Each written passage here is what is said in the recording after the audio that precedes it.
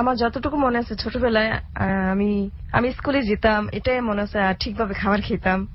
যখন আস্তে আস্তে বড় হই, খেলতাম, আমাদের কিছু খালারা ছিল, ওনারা আমাকে কাজ করাইতো, বলতো যে হাউজে ঝাড়ু দাও, কাপড় চোপড় দাও, সাবানে পানি আনো, এগুলো আমাকে দিয়ে করাইতো। এগুলো মনে আছে আপনার ছোটবেলার? এগুলো। এবং এটা ওই শিশু পল্লীতেই? হ্যাঁ, শিশু পল্লীতে এটাই ঘটনা। দায়িত্ব ছিল খালাদের, তবে আমাদের দিয়ে করাইতো এটা।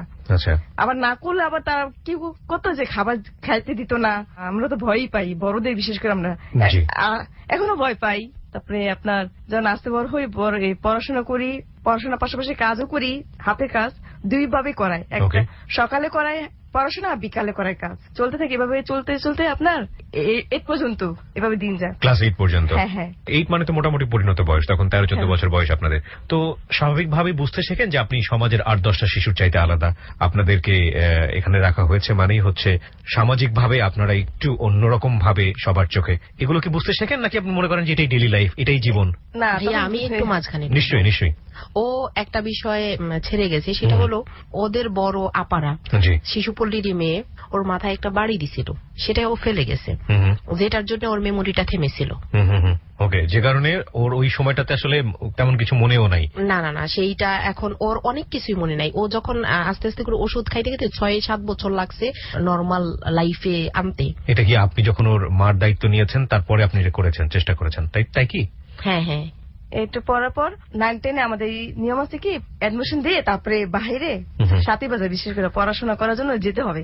তো অ্যাডমিশন দেওয়ার হ্যাঁ পরীক্ষা দিলাম শিশুপল্লীতে, তারপরে এলাও হলাম, তারপরে আমাকে পড়াশোনার জন্য আসা যাওয়া করা হতো। 2 বছর পড়লাম 9-10, টেস্টে পরীক্ষা দিলাম, এলাও হইতে পারলাম না। টেস্টে এলাও হতে পারেননি? কেন পারেননি? আপনি স্টুডেন্ট হিসেবে তেমন একটা ভালো ছিলেন না? না, আমি আসলে ওরকম ছিলাম না পড়াশোনায়। মন বসতো না নাকি? পড়াশোনা মাথায় আসতো না? হ্যাঁ, মন বসতো না, ভালো লাগতো না। ভালো লাগতো না? কেন ভালো লাগতো না? আমি আসলে এটা বলতে পারি না কেন ভালো লাগতো না, বা একাকী হইতাম, কিছু ভালো লাগতো না। আপনার কোনো ফ্রেন্ড ছিল না ওই সময়? বন্ধু বান্ধব কেউ ছিল না? থাকলো, তারা অন্যরকম ছিল, তারা আমার সাথে মিশতে চাইতো না। আচ্ছা, মিশতে চাইতো না মানে কোন ঘটনা কি আছে এরকম মনে পড়ে যে কেন, কি কারণে মিশতে চাইতো না? এটা মনে নেই। আপনার মনে নাই? যেটা আমি অনুষ্ঠানের শুরুতেই আশঙ্কা করছিলাম যে সবিতার কাছ থেকে আসলে ঘন্টার পর ঘন্টা ওর জীবন গল্প শোনাটা খুব বেশি ডিফিকাল্ট হয়ে যাবে আমার জন্য, কজ ওর জীবনে যা ঘটে গেছে সেটা আপনাদেরকে না বলা পর্যন্ত আসলে আপনারা বুঝতে পারবেন না যে কেন ও বিক্ষিপ্ত ভাবে কথা বলছে, এবং ওর পক্ষে আসলে গুছিয়ে বলাটা কেন সম্ভব নয়। আমরা বরং এই পাশ থেকে অনুষ্ঠানটার প্যাটার্নটা একটু পরিবর্তন করে ফেলি। যিনি রত্না, ওনার মায়ের দায়িত্বে আছেন, উনি নিজে থেকেই ওনার অভিভাবকত্বের দায়িত্ব নিয়েছেন প্রায় 12 বছর যাবৎ। ওনার কাছ থেকে আসলে গল্পটা শুনি, কারণ 12 বছরে উনি যেটা জেনেছেন ওনার কাছ থেকে সেটাই আসলে ওনার জীবন গল্প।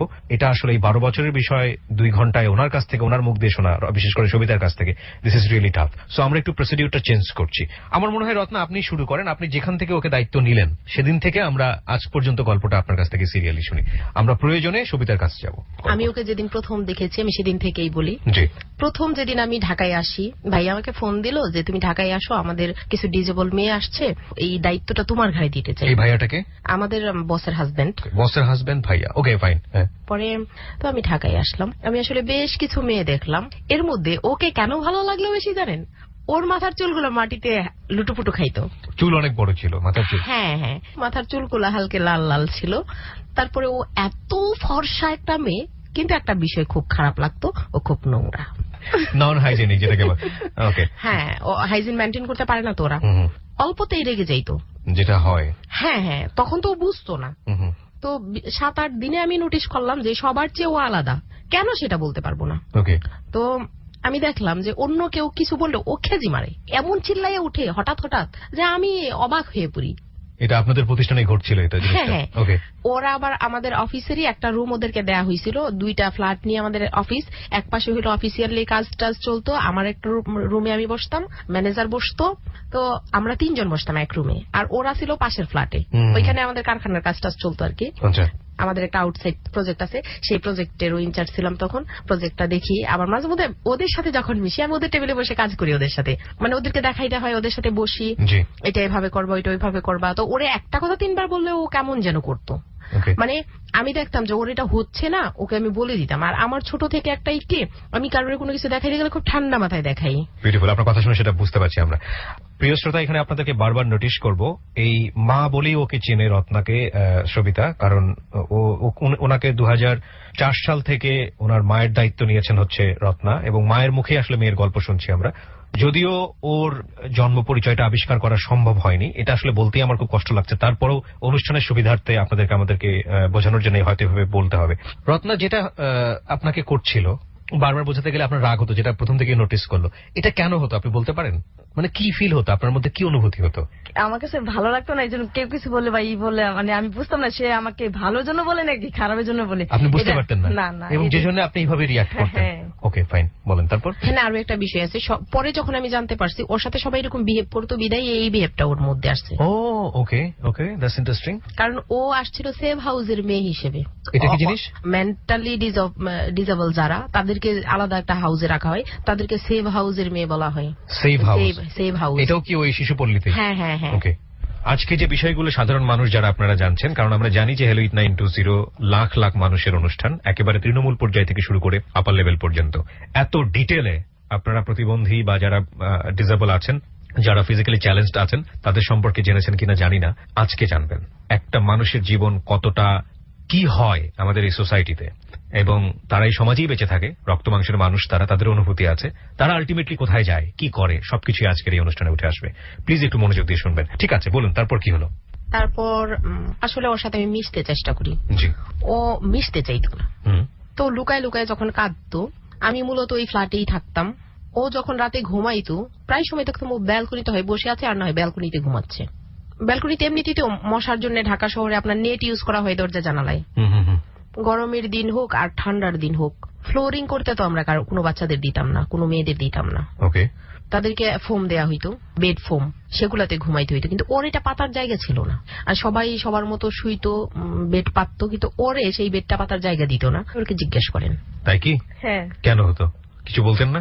না, কিছু বুঝতাম না কেন, কারণ ওরা আসছে এক ফ্যামিলি থেকে, আমি তো আসছি আরেক ফ্যামিলি থেকে, ওরা জানতো যে আমি শিশুপল্লী থেকে আসছি, তাই। ওকে ফাইন, তারপর? আর এখানে আমি বলে রাখি ভাইয়া, আমি খুব ছোট সময় আমার আব্বাকে হারিয়েছি, আমিও খুব স্ট্রাগলের মধ্য দিয়ে বড় হয়েছি, আমি বুঝি কষ্টটা কি।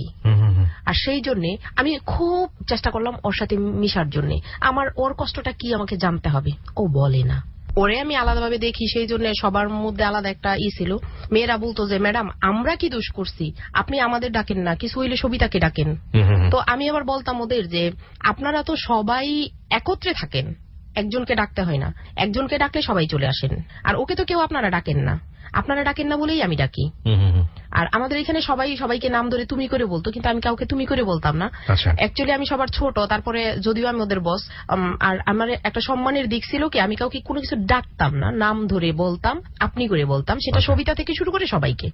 সবিতাকে আমি তুমি বলতে শুরু করি কখন থেকে, সবিতার সাথে আমি যখন ফ্রেন্ডশিপ করি তখন আমি সবিতাকে বলি, সবিতা আমি যদি তুমি করে বলি তাহলে কি আপনার কোনো প্রবলেম আছে? ও বললো যে না না বলেন, সমস্যা নাই। আচ্ছা, ফ্রেন্ডশিপটা কিভাবে করলেন আমরা সেদিকে আগাই? ফ্রেন্ডশিপটা হইলো, ওকে আমি বলছি সবাই তো ম্যাডাম বলে, আসলে আমি চাই না ম্যাডামটা কেউ বলুক, ম্যাডাম না, আমি হয়তো বা কেউ আমাকে নাম ধরে ডাকুক বা কেউ আমাকে আপু বলুক, আপনি আমাকে আপু বললেন। ওকে আমি এইভাবে বলছি, প্রথমে আপু বলেন। হ্যাঁ। আচ্ছা, ওকে, তারপর বলছে ঠিক আছে, তখন ও আমাকে শাহিদ আপা বলে। শাহিদ আপা, ওকে। হ্যাঁ, ওইখান থেকে আস্তে আস্তে গভীরতে যাই কিভাবে, আমার বেস্ট ফ্রেন্ড আমাকে যখন ফোন দিত, অনেক সময় আমি ঘুমাইতাম, ওরে আমি ফোন ধরাই দিতাম, বলতাম কি ওর তো আড্ডা দেওয়ার কেউ নাই, ওর সাথে একটু গল্প করতো, ওর সাথে কথা বল, ওরে ফোন ধরাই দিতাম। ও কি সারাদিন একা একাই থাকতো? সারাদিন তো কাজের মধ্যেই থাকতো, মানে যতটুকু সময় কাজের মধ্যে থাকতো, কাজের বাইরেও একা একা। হ্যাঁ, ওর সাথে কেউ মিশতো না। ওর সাথে কেউ মিশতো না। ওই যে বললাম না আমি আপনাকে, যে যদি কথা কাটাকাটি হইতো তখনই মানে ওরা জারজ শব্দটা ইউজ করতো। ফার্স্ট টাইম তো আমি বুঝি নাই, তারপরে তো আস্তে আস্তে সবকিছু জেনে নিছি। আর জেনে নিছি কিভাবে, শিশুপল্লী থেকে আপনার ট্রেডিং এর জন্য পাঠাইছিল সিআরপিতে, সিআরপি থেকে আমাদের এখানে আসছে শিশুপল্লীর মেয়ে হিসাবে না, সিআরপির মেয়ে হিসাবে। তো যে মহিলাটা ওদের হইলো দেখাশোনা করতো, ওই দিদিকে আমি জিজ্ঞেস করি একদিন যে দিদি সবিতা আসলে এমন কেন, আর সবিতার সাথে সবাই মিশতে চায় না কেন, আপনি আমাকে একদিন 10 মিনিট সময় দিয়ে তো। পরে বললো ম্যাডাম যখন আসবো আমি আপনার সাথে কথা বলবো। তো উনি বাধ্য, আমি বস, আমার প্রশ্নের উত্তর দিতে হবে। উনি আসলো, বললো যে ম্যাডাম এই সবিতা আসলে এখন তো ওরা জারজ বলে, এটা একটা ছোট্ট কথায় আছে না, অনেক বড় একটা মিটিংস। আমি বললাম এই জন্যই আমি জানতে চাই, কেন বলেন তো, ওর কথাটা আমাকে জানতে হবে, আমি আপনার বাকি মেয়েদের কথা তো জানি। আর ওরা কেন দেখতেছে না, ওরাও প্রতিবন্ধী, ও প্রতিবন্ধী, আর ও একটু আলাদা সেটা আমি বুঝতে পারছি এতদিনে। তো উনি আমাকে বললো যে ও আসলে ওর কোনো জন্ম পরিচয় নেই, আর ও আমাদের এখানকার মেয়ে না, ও হইল একটা শিশুপল্লীর মেয়ে। তো তখনও শিশুপল্লী সম্পর্কে আমার কোনো ধারণা নাই। সেদিন প্রথম ওনার কাছে শুনলাম, তো ওর কাছে শুনছি যে ও শিশুপল্লী বলতো। তো দিদি যখন আমাকে ওর সব কথা বললো, তখন যা বুঝলাম যে ওই দিন আমি আরো অনেক বেশি স্পর্শকাতর হয়ে গেলাম। ওর আসলে পৃথিবীতে কোনো পরিচয় নাই, জানেন, ওর কোনো আইডি কার্ড ছিল না, ওর কোনো নিবন্ধন কার্ড নাই। ও যে এই পৃথিবীর একটা মানুষ, ও যে জন্মাইছে, ওর কোনো জন্ম পরিচয় নাই। বিদায় আছে না, বাবা মা না থাকলে যে মানে একটা সন্তানের জন্য, হ্যাঁ আল্লাহ পাঠাইছে ঠিক আছে, কিন্তু ওর কি দোষ ছিল? ওর কি কোনো দোষ ছিল? ও কি একা একা আসতে পারছে? ওকে যারা নিয়ে আসছে তাদের আসলে আমি এই কথাটা বলতে গেলাম খুব কষ্ট হয়। ও যে আজকে পৃথিবীতে আসছে, আমি আসছি, আপনি আসছেন, আমাদের বাবা মা আছে, আমরা বলতে পারি। ও বলবে কাকে? কাকে দেখাবে? কেন নাই ওর এই পরিচয়? সেদিন আমি অনেক কাঁদছি। ফিলটা করলেন আপনি না? আপনি ফাইল নথিপত্র কিছু ঘাটলেন যেটা আপনার সুযোগ? আসলে তখন তো সুযোগ হয় নাই, তার অনেক পরে ঘাটাঘাটি করছি। আসলে পরে আমি সবিতাকে বললাম যে সবিতা, তুমি আমাকে সবকিছু বলো তো, তুমি কিভাবে বড় হইছো, কেমন ছিলা ছোট থেকে।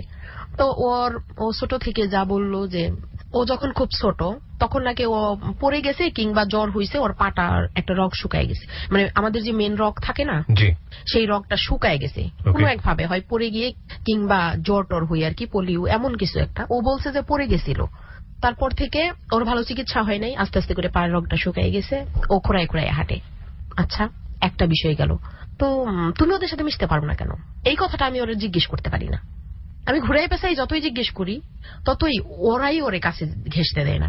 আর ও এমন একটা জায়গায় বড় হয়েছে যেখানে একই শ্রেণীর বাচ্চাদের এক জায়গায় রাখে, উঁচু নিচু বয়সের না। একই শ্রেণীর বাচ্চারা এক জায়গায় রাখে মানে যেমন ধরেন 8 থেকে 10 এই বাচ্চারা একই ক্যাটাগরিতে থাকবে, আবার 10 থেকে 12 বা 15 এরা একই ক্যাটাগরিতে থাকবে। হ্যাঁ, এটা সিস্টেম। আর সে এটার বাহিরে ওর মেমোরিও নাই, যেহেতু ও ছোটবেলায় নাকি মানে ছোট থেকে আমি যেটা বলছিলাম। তারপর ও আমাকে বলছে যে আমি একবার খেলতেছিলাম, পরে আমাদের একটা বড় আপু আমার মাথার পিছন দিয়ে ভরা জগ, পানি ভর্তি জগ দিয়ে মাথার মধ্যে বাড়ি দেয়, বাড়ি দিলে মাথায় প্রচন্ড ব্যথা হয়, কিন্তু সেই ঘটনাটা কেউ জানে না বা তার কোনো চিকিৎসা করানো হয় নাই। তো আস্তে আস্তে ও বড় হয়েছে ঠিকই, ওর মেধাটার বিকাশ ঘটে নাই, বুদ্ধিটা বাড়ে নাই। যদি নর্মালি আমাদের মতো বুদ্ধি বাড়তো, যতই আলাদা থাকুক, ও বুঝতো ফ্যামিলি কি জিনিস। যে কারণেই আজকে রত্না, যিনি ওনার মায়ের দায়িত্ব নিয়েছেন, তার মুখ থেকে আজকে আমরা এই যে সবিতা যে আমার সঙ্গে স্টুডিওতে এই মুহূর্তে, তার জীবনের গল্পটা আমরা আপনাদের সামনে উপস্থাপন করব। এই জীবনের গল্পটা অত্যন্ত নকিং, অত্যন্ত শকিং এবং অত্যন্ত রিমার্কেবল একটা স্টোরি হবে আজকের এই হ্যালো উইথ 920-তে। কতটুকু পারবো আমি উপস্থাপন করতে আমি ঠিক জানি না। এবং এই সবিতা, যিনি প্রকৃতিগতভাবেই প্রতিবন্ধী এবং যার কোনো সেই অর্থে সামাজিক পরিচয়, পিতৃপরিচয় বা মাতৃ পরিচয় সেটা নেই, আমাদের সমাজ তাকে যেখানে বড় হওয়ার সুযোগ দিয়েছে তাদের কাছে আমরা কৃতজ্ঞ যে তারা অন্তত ওকে বেঁচে থাকার অধিকারটুকু দিয়েছে। বাকিটুকু হচ্ছে রত্না এবং তার সাথে মিলে তাদের যে জীবন গল্প, সেটি আমরা তুলে নিয়ে আসার চেষ্টা করছি প্রিয় শ্রোতা। তবে এই মুহূর্তে আমরা ছোট্ট একটা বিরতি নেব, মাত্র 4 মিনিটের বিরতি। জীবনের গল্প বলার জন্য আজকে এখানে আছে সবিতা এবং সবিতার সঙ্গে আছে তার মায়ের দায়িত্ব নেয়া রত্না। আমরা তাদের কাছেই ফিরবো। এই ফাঁকে আরো একবার বলছি, যারা জীবনের গল্প পার্ট 3 বইটি সংগ্রহ করতে চান, রকমারি.com এ ফোন দেবেন 16297 এই নম্বরে। এই বইটির বিকৃত সমস্ত লভ্যাংশ চলে যাবে গরিব মেধাবী শিক্ষার্থীদের জন্য। ফাইন, আমরা যেখানটায় ছিলাম আমরা সেখান থেকেই শুরু করি। আপনি যেটা বলছিলেন যে ও আপনাকে ছোটবেলার একটা মেমোরি শেয়ার করলো যে জগ দিয়ে পেছনে ওর মাথায় বাড়ি দেওয়া হয়েছিল এবং ওটার কোনো ট্রিটমেন্ট হয়নি। তারপর তো ও পড়াশোনায় ভালো ছিল না, শুধু তাই না, ও মনেও রাখতে পারতো না। আর ও আসলে খুব সহজে কোনো সহজ বিষয়ও বুঝতে পারে না। এরকম একটা বিষয়, যেমন ধরেন একটা মানুষ ছোট জন্মায়, ও সেটা নিতে পারতো না। মানুষ কেন ছোট হবে, ও আমার মতো থাকবে। এই বিষয়গুলা আমার খুব বেশি মানে মাঝে মধ্যে হাসতাম যে ও কেন এগুলা নিতে পারে না। আবার চিন্তা করতাম হ্যাঁ হ্যাঁ, কিন্তু পরে যেটা বুঝতে পারলাম, ওরে যখন ডাক্তারের কাছে নিয়ে গেলাম, ডাক্তার বলল যে আসলে ওর ব্রেনটাই থেমে গেছে, ওর কিছু পরীক্ষা নিরীক্ষা করানো। ডাক্তারের কাছে নিয়ে গেলেন? হ্যাঁ, ওর আপনার হলো কানের পর্দা ফেটে গেছে। ওই বাড়িতে ওর বেশ কিছু সমস্যা হয়েছে। ওর কিছু পরীক্ষা নিরীক্ষা করানোর পরে ওরে প্রায় 7 বছরের মতো আমি ট্রিটমেন্টে রাখছি। আচ্ছা, ডাক্তারের কাছে নিয়ে গেলাম। ডাক্তারের কাছে নিয়ে গেলে ডাক্তার পরীক্ষা নিরীক্ষা করাই বললো, আপনি যদি ওরে ধৈর্য ধরে চিকিৎসা করাইতে পারেন তাহলে ইনশাল্লাহ আমি চেষ্টা করব আমার সবটুকু দিয়ে ওর চিকিৎসা করতে। কিন্তু আপনি নিজের খরচে, পকেট থেকে নিজের পয়সা দিয়ে, রাইট? অনেক সময় শুধু আমার না, ওর পয়সা দিয়েও হয়েছে। মানে ও যার ওর কাছে গচ্ছিত ছিল সেটা দিয়ে? গচ্ছিত ছিল না আসলে ভাইয়া, ও যেখানে বড় হয়েছে সেখানে তো ও ওর পছন্দ মতো পড়তে পারতো না, কোনো জামা কাপড় পরতে পারতো না, কিছু না। ও যখন চাকরি করতে শুরু করে তখন থেকে আস্তে আস্তে করে আসে না, ও নিজের খরচ নিজের মতো করে টুকটাক একটু করতে পারতো। আর আমি যেটা করছি যে ওকে আরো কিছু ভালো জায়গায় নেওয়ার জন্য চেষ্টা করছি। আর সেই চেষ্টাটা শুরু হয়েছিল ওর প্রথম থেকেই। 3-4 মাস যখন ও আমাদের এখানে ছিল, তারপর থেকে ওর সাথে যখন আমি মিশতে শুরু করি, প্রায় মনে হয় ওই 1 বছরের ভিতরেই কিন্তু ও খুব কান্নাকাটি করতো, কেউ ওর সাথে মিশতো না দেখে। ওরে ওইসব মানে বাজে বাজে কথা বলতো। তো ওরে আমি বলছিলাম যে আচ্ছা ঠিক আছে, তোমার তো মার দরকার তাই না, আমি তোমার মা হব। আমি নিজ থেকেই বলছি যে আমি তোমার মা হব, তোমার কোনো সমস্যা আছে? আরেকটা হাস্যকর বিষয় হলো তখন আমি unmarried. Okay, okay, that's fine. তো আমি আমার মাকে বললাম যে মা, আমি যদি একটা কাজ করি আমারে মাফ করা যাবে? তো বললো যে আমি জানি, আমার জানা মতে আমার মেয়ে খারাপ কোনো কিছু করবো না। ওই কথাটা শোনার পর আছে না, আমি ওরে নিয়ে বাড়ি গেলাম, মার কাছে গেলাম, ওরে নিয়ে গেলাম। মারে আমি নিয়ে গিয়ে বললাম যে মা, আমি ওর মা হতে চাই, আপনার যদি কোনো আপত্তি না থাকে আপনার কাছে আমি যা পাই তার ভাগ ওরে দিতে হবে। আমার মা বলল যে ঠিক আছে, তুই যদি ওর মা হইতে চাস আর ও যদি তোরে মার সম্মান দেয় আমার কোনো সমস্যা নাই। তুই যদি ওরে আমার মেয়ে বানায়ও নিয়ে আসতি তাও আমার কোনো সমস্যা। কত সালের দিকে এটা মনে আছে? 2004? হ্যাঁ 2004, মানে ওর সাথে আমার যে বছর প্রথম পরিচয় হয় সেই বছরই। ওকে। পরে তখন ওরে আমি শুরু করি পৃথিবীর একটা গন্ডি থেকে বের করার। আর কেউ ছিল না আপনার বড় ভাই বা? হ্যাঁ, আমার এক বড় ভাই আছে, একটা ছোট ভাই আছে, আমি মেজো। ওরা কিভাবে নিল বিষয়টাকে? বড় ভাই সাথে সাথে কিছুই বলে নাই, আর ছোট ভাই কিছু বলে না, কারণ আমার মা আর আমার ছোট ভাই জানে যে আমি যদি কোনো সিদ্ধান্ত নেই, যেহেতু আমি কাজ করি, মানুষের উপকার ছাড়া অপকার করি না, সেই জন্য কখনো খারাপ কোনো কিছু হবে আমার দ্বারা এটা সম্ভব না। ওকে। ওরে মোটামুটি আমাদের বাড়িতে সবাই আস্তে আস্তে, মানে ওরে দেখলে সবাই আদর করে। আপনি কি তখন ওই প্রতিষ্ঠানেও কাজ করতো? মাঝে মাঝে ওকে আপনার বাসায় নিয়ে আসতেন? হ্যাঁ। আচ্ছা। ও তখন চাকরি করতেছে ওইখানে। আর আমাদের বাড়িতে ওরে সবাই আদর করতো পুতুলের মতো। ওই যে বললাম না আপনার, ওর চুল মাটি দিয়ে লুটুপুটি খাইতো। আর ও হইলো তখন টপস পরে। আচ্ছা। আর ও পয়রা পয়রা যখন হাঁটতো বাচ্চাদের মতো, তো লাফায় লাফায় হাঁটে বিদায়, আর বাচ্চারাও ওর প্রতি আকৃষ্ট হয়ে যাইতো। ও যদি মানে বেশ কিছুদিন না যাইতো, আমাদের বাড়িতে অনেকে জিজ্ঞেস করতো, আমার মারে এসে জিজ্ঞেস করতো, আপনার নাতনি আসে না, আপনার নাতিন আসতে কইন তো, অনেকদিন দেখি না। মানে ও আবার খুব সুন্দর হাসে, যে যাই বলো করে বক, ও কিন্তু ওই মিডিয়ামটা বুঝতে চায়, এখনো মিটমিট করে হাসে, ও প্রচুর হাসে। এই জন্য ওরে সবাই আদর করতো। আর আস্তে আস্তে করে আমাদের ফ্যামিলি তো ও যে আমার সবার সামনে মা ডাকতো, আমার মধ্যেও কোন রকমের যে আমার মেয়ে না ও, এটা না, আমার মনে হয় আসলে ও আমার মেয়ে। ও তো মা ডাকা শুরু করলো? হ্যাঁ। আর ওদিন থেকে আমি ওরে ঠিক মেয়ের মতো ট্রিট করি। ফার্স্ট কবে মা ডাকলো আপনার মধ্যে? নিশ্চয়ই এটা মনে আছে। আসলে তারিখটা মনে নাই, তবে সেটা 2004 সাল। আমার সেই সাল আমি জীবনে কোনোদিন ভুলবো না, কারণ আল্লাহ আছে না, ওকে কার নারী ধইরা পাঠাইছে তাকে আমি চিনি না, কিন্তু ওরে আমি যে মেয়ে হিসেবে পাইছি ফার্স্ট, আমি সত্যি মার মেয়ের সম্পর্কটা ভেরি ইন্টারেস্টিং। এখানে একটু মজা করি, মানে মজা ঠিক বলবো কিনা জানি না। সবিতার বয়স হচ্ছে 35 বছর, এবং আপনার কত এখন? যদি আপনি কোনো মাইন্ড না করেন, কিছু যদি মনে না মাইন্ড করবো কেন, আমি যতদূর জানি ওর বার্থ সার্টিফিকেট আছে 1980, আর আমার অরিজিনালি আপনার 1987 নভেম্বর।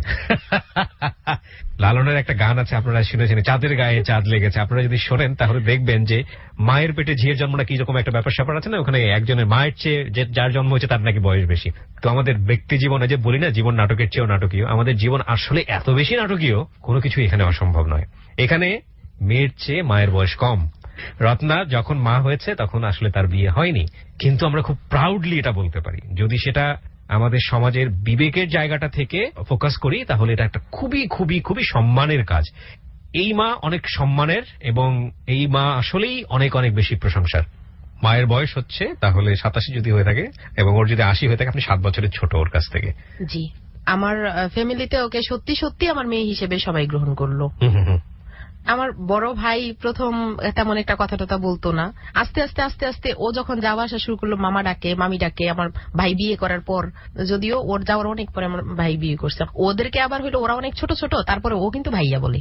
ওকে। ওরে আপু বলে ঠিকই, কিন্তু ও আবার আনন্দ ভাইয়া বলে, আবার আমার ছোট্ট ভাই স্ট্যাটারে আলিফ ভাইয়া বলে। ও যে ভাইয়া ভাইয়া করে না, ওরাও আবার ওর জন্য পাগল। আচ্ছা, মানে সবার সাথে মিশে গেল, সবার সাথে মিশে গেল।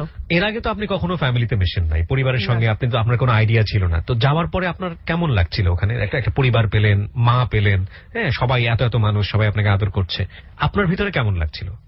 আমার ভিতরে আসলে কি আমার অনেক ভালো লাগছিল, কারণ আমি ওদের সাথে কথা বলতে পারতেছি, ওরা আমার সাথে কথা বলে, মানে আর আনন্দ, মানে ফ্যামিলি জিনিসটা কি এটা বুঝতে পারলাম।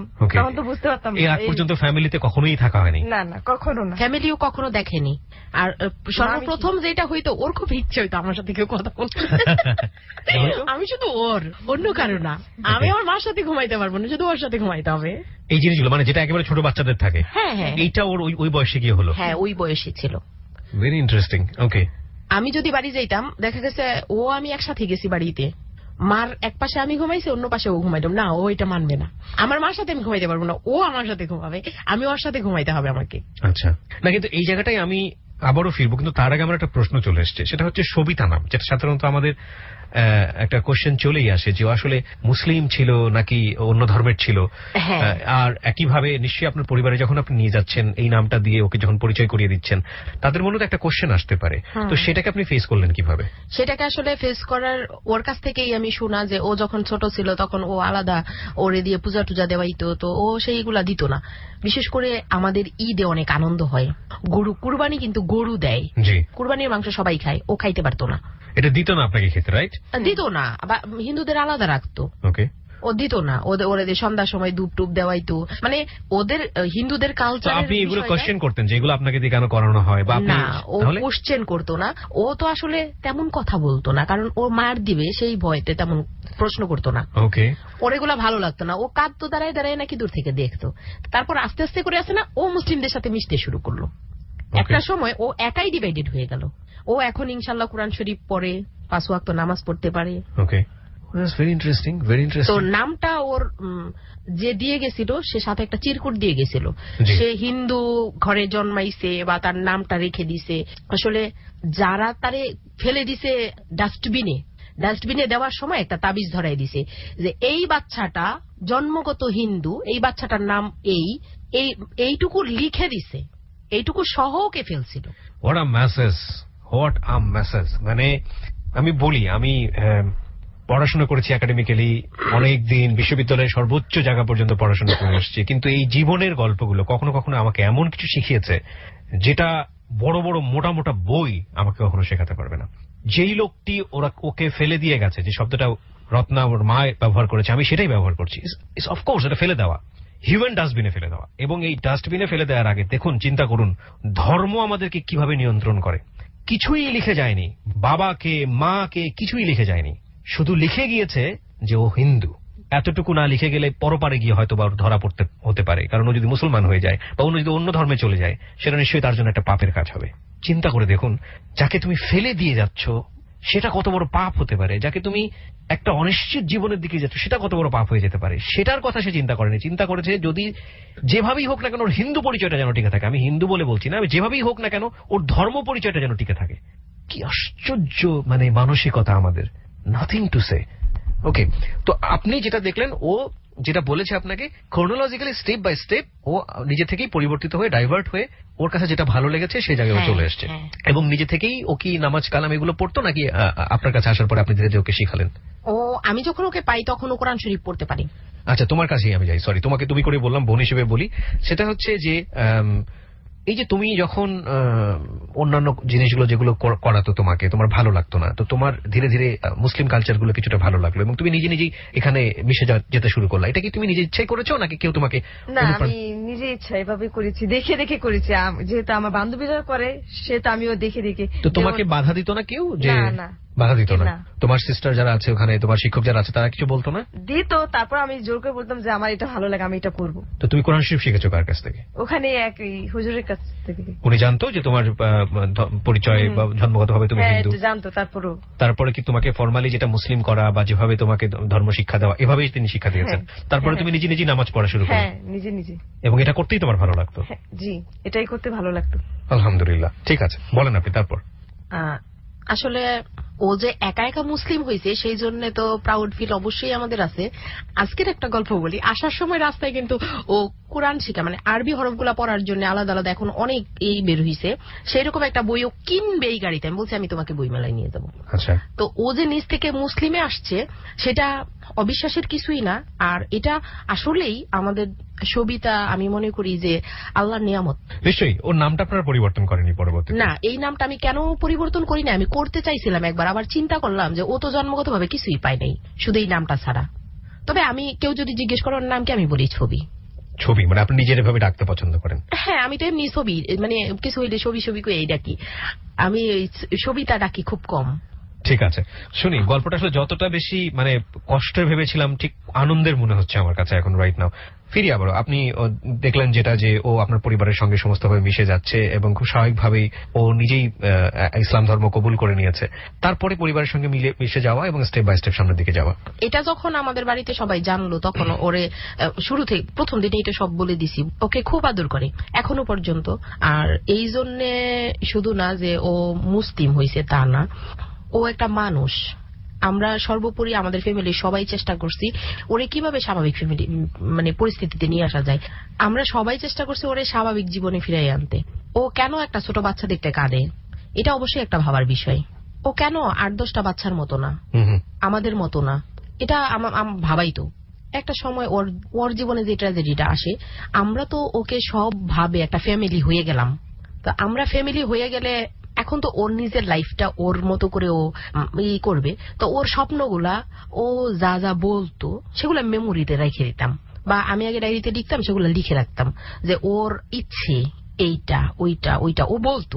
মানে যখন ফার্স্ট ওর সাথে পরিচয় হয় আর কি, তখন ওর ইচ্ছে ছিল, আমি যদি জিজ্ঞেস করতাম সবিতা তুমি যদি তোমার কি পড়াশোনা করতে ইচ্ছে করে, বলতো যে আমার না অনেক পড়াশোনা করতে ইচ্ছে করে কিন্তু আমি তো পড়তে পারি না, ওর মনে থাকে না, বা অনেক বিষয় ওর মানে এটা নেয় না মেমোরি, বুঝতে পারে না।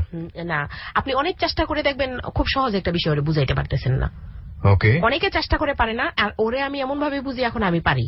এখন আপনি এত বছর থাকার পরে আপনি রিড করতে পারেন ওকে? হ্যাঁ, সেটাই স্বাভাবিক। সেটা এখন আমি ওরে খুব সহজে বুঝাইতে পারি। ও হইলো বলতো যে ও ভালো কাপড় চোপড় পরতে পারে নাই, ও যদি চাকরি করতে পারে অনেক টাকা আর্ন করবে, ও অনেক দামি দামি জামা কাপড় কিনবে পরবে, তারপরে ওর পছন্দ মতো ঘুরবে পরবে, কিন্তু কার সাথে ঘুরবে? ও তো আসলে বলতে গেলে কবুতরের খোপের মধ্যে বড় হয়েছে। আমি ওর কাছ থেকে শুনে শুনে সেগুলো ওকে তখন কিছুই বলতাম না। আল্লাহ যদি আমাকে কখনো সেই সুযোগ করে দেয়, আমি অবশ্যই ওর স্বপ্ন, ওর দেখা স্বপ্ন আমি আমার হাত দিয়ে পূরণ করার চেষ্টা করব। আল্লাহ যদি আমাকে সেই তৌফিক দেয়, সেই জন্য আমি কিচ্ছু বলতাম না, ওর কাছ থেকে ওর সব কথা শুনে রাখতাম। আচ্ছা, ওর একটা বিশেষ শখ ছিল, সেটা হলো স্বর্ণ কি জিনিস ও কখনো স্পর্শ করে দেখে নাই, ভালো জামা কাপড়ই না শুধু। তো ওইখানে চাকরি করে সম্ভবত 1500 টাকা 2000 টাকা স্যালারি ছিল তখন, না? হ্যাঁ, তো 1500 বা 2000 টাকা স্যালারি ছিল, হাতে বুননে বাংলাদেশ। 2000 টাকা স্যালারি ছিল, সেখান থেকে আবার খাওয়ার খরচটা যাইতো, মানে খাওয়ার খরচ বা থাকার জন্য টাকা দিতে হইতো না। তো খাইতে গেলে তো 2000 টাকা 1500 টাকা লাগে একটা মানুষের, তারপরে আদার্স কিছু খরচ আছে, আর মেয়ে মানুষের একটু এক্সট্রা খরচ আছে। আর আরেকটা বিষয় হলো ওরা হাইজিন মেনটেন করতে পারে না, অনেকভাবে হাইজিন মেনটেনের জন্য অনেকটা খরচ হয়। তো সব মিলায় দেখা যায় তো ওর তেমন কিছু কিন্তু থাকতো না। আর আমাদের মামের মধ্যে একটা কমন বিষয় ছিল কি, আমি যে জামা কাপড় কিনতাম একই রকমের 2টা জামা বানাইতাম, আপনার জন্য ওর জন্য। হ্যাঁ, একই রকমের। আর আমাদের স্ট্রাকচারটা শুধু ও হইলো খাটো, আমি লম্বা, বডি স্ট্রাকচার সেম। ওকে, তো এই বিষয়গুলা মানে অনেকেই মানে হাসাহাসিও করতো, অফিসের ভিতর অনেকেই করতো। আর ও অফিসে সবার সামনে ও আমার মা বললে, মানে এটা বস থেকে শুরু করে সবাই খুব চিল্লাচিল্লি করতো আমার উপর। ডাইরেক্ট বসের হাজবেন্ড বলতো যে সবিতা কেন তোমাকে মা বলবে, এটা বলতো আপনাকে? হ্যাঁ, সবিতা কেন তোমাকে মা বলবে, ওকে তুমি মা বলো সেটা মানা সম্ভব, ও তোমাকে মা বলবে কেন, আমি ওকে রাখবো না। তা আমি বলতাম দুষ্টামি করেন আমার সাথে, দুষ্টামি করেন না, ও আমাকে মা বলবে, সমস্যা নাই, আমার যদি সমস্যা না হয় আপনার হবে কেন? তো আমি সেটা দুষ্টামি স্বরূপ নিতাম। আপনি বুঝতেন বিষয়টা সিরিয়াস, কিন্তু দুষ্টুমি করে হালকা করতে চেষ্টা করতেন। হ্যাঁ, দুষ্টুমি স্বরূপ নিতাম। কেন? আমি যদি সেটারে সিরিয়াসলি নেই, আমার ওর প্রতি একটা মানে মনক্ষুণ্ণতা অবস্থায় চলে আসবো এক সময়। আমি চাইছিলাম না যে আমি আমার মধ্যে আছে না, ওর জন্য আবার ডিফারেন্স কিছু তৈরি হোক। ওরে আমি যেই জায়গায় রাখছি ও সেই জায়গায় থাকুক, ওরে আমি পরিচয় দিব যেহেতু সারা বিশ্বের কাছে, ওরে আমি আমার মেয়ে হিসেবেই পরিচিত করব। শুধু ওর নামটা রাখছি ওর জন্ম পরিচয় হিসেবে, ওর পাওয়া, যে জন্ম দিছে সে যেন কোনো একদিন আছে না এই নামটা শুনলে আটকে ওঠে। যদি আজকে সে বেঁচে থেকে থাকে আর যদি এই অনুষ্ঠান শুনে, তাইলে অবশ্যই আছে না আমি মনে করবো সে পস্তাবে। ওনাদেরই তো রেখে দেওয়া নাম। ট্রু। হ্যাঁ, তো তারপর কি হতো অফিসে? অফিসে অনেক সময় খুব হাস্যকর ব্যাপারও হইতো। মানে দেখা গেছে আমাকে কিছু হইলেই বলতো এই সবিতার মা, মানে এরকম একটা ডাকও দিত অনেকে। তো আমি এটাকে অনেক সময় উড়াই দিতাম, অনেক সময় খারাপও লাগতো। টিটকারি করে বলছে? হ্যাঁ হ্যাঁ, টিটকারি করতো। আর তখন আরো বেশ কিছু প্রবলেম শুরু হয়। ওকে নিয়ে শুরু হয় কি, ও সবার সামনে আমাকে মা বলে, আর এটা সবাই মিলে একটু কানা খোসা খুচুর ফুচুর। তো এটা বসের হাজবেন্ড বলতেছে যে না, দুইজনের একজন থাকো। সবিতা তোমাকে কোনো মতেই মা বলুক, মা ডাকবে, এটা আমরা মেনে নেওয়া সম্ভব না। আইদার সবিতা থাকুক অথবা তুমি থাকো। তাই আমি বলছি আচ্ছা আমি চলে যাবো, সমস্যা নেই, সবিতাই থাকুক। এই জবটা তো আপনার নিশ্চয়ই ব্যক্তি জীবনের জন্য অনেক প্রয়োজনীয় ছিল। হ্যাঁ, এখান থেকে ভাই আমি অনেক কিছু পাইছি, আবার অনেক কিছু হারাইছি। তারপর কি সিদ্ধান্ত নিলেন আপনি? তারপর একটা সময় আমি সেখান থেকে চলে যাই। মানে আপনাকে শুধু আসলে এটার জন্য না, সবকিছু মিলিয়ে আরো কিছু বিষয় ছিল। তো চিন্তা করলাম যে আমি যদি এখান থেকে চলে যাই, আমি অন্য কোথাও জব করতে পারবো, কিন্তু সবিতা যদি এখান থেকে যায় সে তো অন্য কোথাও জব করতে পারবে না, একা তো ডিজেবল। আর সবচেয়ে বড় যে বিষয়টা সেটা হলো মেন্টালি কিন্তু আমাদের মতো স্ট্রং না। তারপরে হলো ও সবকিছু নিতেও পারে না। আর ওইখানে ওদের জন্য একটা প্লাস পয়েন্ট হলো ওদের কোথাও যাইতে হয় না, বেরোইতে হয় না। একটা ফ্ল্যাটের ভিতরেই, একটা রুম থেকে বের হয়ে আরেকটা রুমে গিয়ে ওরা কাজ করে। মানে এই এক ফ্ল্যাট টু আরেক ফ্ল্যাট, এটাই হচ্ছে ওদের পৃথিবী? না, একটা ফ্ল্যাটই, ওই পাশের ফ্ল্যাটে ওদের যাইতে হয় না, সেটা এক রুম টু আরেক রুম, মানে দুটো রুমের মধ্যে পাশের ফ্ল্যাটে ওদেরকে যাইতে হয় না, সেটা আমাদের অফিস, সেখানে আমরা বসতাম। ওদেরকে তেমন ওইখানে যাওয়ার ওদের অনুমতি ছিল না। ওইখানে হইলো ম্যানেজার থেকে শুরু করে আপনার এমডি পর্যন্ত, মানে আমরা যারা মানে ঊর্ধ্বতন কর্মকর্তা তারা বসতো। আসলে সবিতাকে আমি রেখে আমি চলেই যাই। শুধু চলে যাই না, আমি তখন হইলো বিয়ে করি। ওই সময়টাতে আপনি বিয়ে করেন? ওকে, বিয়ে করি। এটা কি ও জানতো এই সময়টাতে যে আপনি একটা বিয়ে করতে যাচ্ছেন? শুধু জানতোই না, ও সব জানতো। আমার যে বেস্ট ফ্রেন্ড ওর সাথে কথা বলতো, আমি তাকেই কিন্তু বিয়ে করছি। ফাইন। সবিতা, এই যে যেটা একটু আগে আমরা শুনছিলাম যে তুমি তো এই বিষয়টা নিতে পারতা না যে তোমার মা ওনার মার সঙ্গে ঘুমাক, তুমি চাইতে তাকে পুরো দুনিয়া থেকে আলাদা করে ফেলতে, বেশি বেশি তার কাছ থেকে সময় চাইতে। তো তখন সে বিয়ে করতে যাচ্ছে এবং একই সাথে সে তোমার যে জায়গাটা তুমি কাজ করো সেটা ছেড়ে দিয়ে সে একটা আলাদা দুনিয়াতে চলে যাচ্ছে। ওই সময়টাতে তোমার কেমন লাগছিল? মানে কি করছিলে তুমি? তোমার প্রতিক্রিয়াটা কি ছিল? ওই সময় আসলে উনি যখন চলে যায় তখন আমার খুব কান্না পাচ্ছিল আর আরো খারাপ লাগছিল ওই সময়। তো তুমি তোমার মাকে কিছু বললা না ওই সময়টাতে যে তুমি যেও না বা সামথিং লাইক দ্যাট? হ্যাঁ বলছিলাম, কিন্তু অফিস থেকে যদি তারাই দেয় কিছু করার থাকে। তো তুমি তাহলে কিভাবে যোগাযোগ রাখবে? তখন তুমি কি বললা? মাকে কিছু বললা যে আমি এভাবে যোগাযোগ রাখতে চাই বা এরকম? হ্যাঁ, এটা বলেছিলাম যে ফোন নম্বর দাও বা ছবি দাও বা অ্যাড্রেস দাও। জানতো তো তুমি নিশ্চিত অতদিন ওর বাসার অ্যাড্রেসটা বা এরকম? আমি যখন প্রথম যাই তখন ওকে আমার হাতের মোবাইলটা দিয়ে যাই। ও, আপনি ওখান থেকে বেরোর সময় মোবাইলটা দিয়ে দেন ওকে? আচ্ছা, তারপর আসলে আপনি যে কথাটা উঠাইছেন এই কথাটাই আমি আর পরে আসবো। ও কিভাবে ট্রিট করতো আমার, মানে বৈবাহিক জীবন যে কিভাবে কাটছে। আমার বিয়ের পর যখন ও আমার বাসায় যাইতো না, সবাই বলতো কি জানেন, ও আমার আগের ঘরের মেয়ে। এটা সবাই বলতো? আমি আসলে বিয়ের পর 1 বছর নরসিংদীতে ছিলাম, আর তারপর থেকে আমি আপনার টঙ্গীতে থাকি ভাড়ায়। তো টঙ্গী এলাকায় তো আমাকে কেউ চিনে না। আছে আমাদের এলাকার কয়েকজন লোক আছে, আমার ফ্রেন্ড আছে যারা আমাকে আনছে। তো আশেপাশের লোকজন ওরে দেখলে বলতো যে ও আমার আগের ঘরের মেয়ে। আবার অনেকেই বলতো যে ওরা আমার বয়স সেম মনে হয়। এখন আমি অনেক ফ্যাট, তখন ফ্যাট ছিলাম না বিদায় হয়তো বা বোঝা যাইতো যে আমি ওর মা না, এরকম একটা বিষয়। তো ফার্স্ট টাইম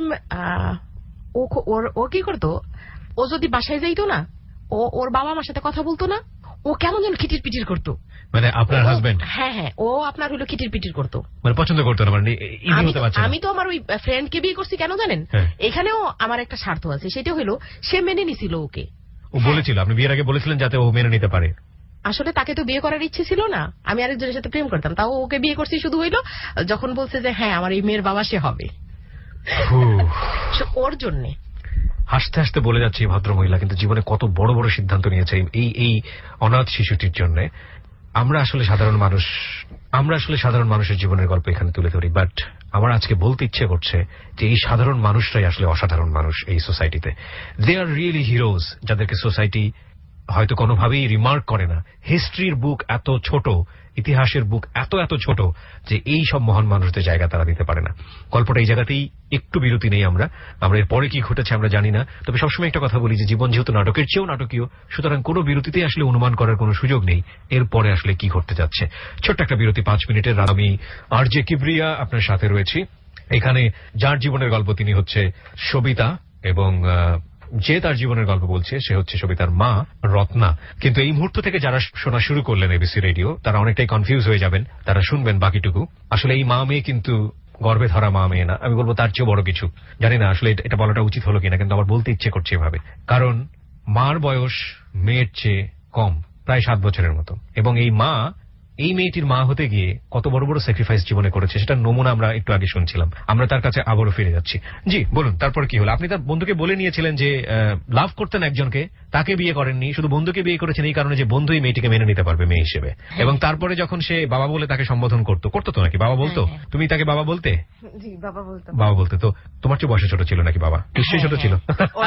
2 বছরের ছোট। 2 বছরের ছোট ছিল। তো বাবা এটা মানে ও নিতে পারতো না, আর বাবাটাও বোধহয় খুব একটা নিতে পারতো না। না না, ও আসলে অনেক অনেস্ট।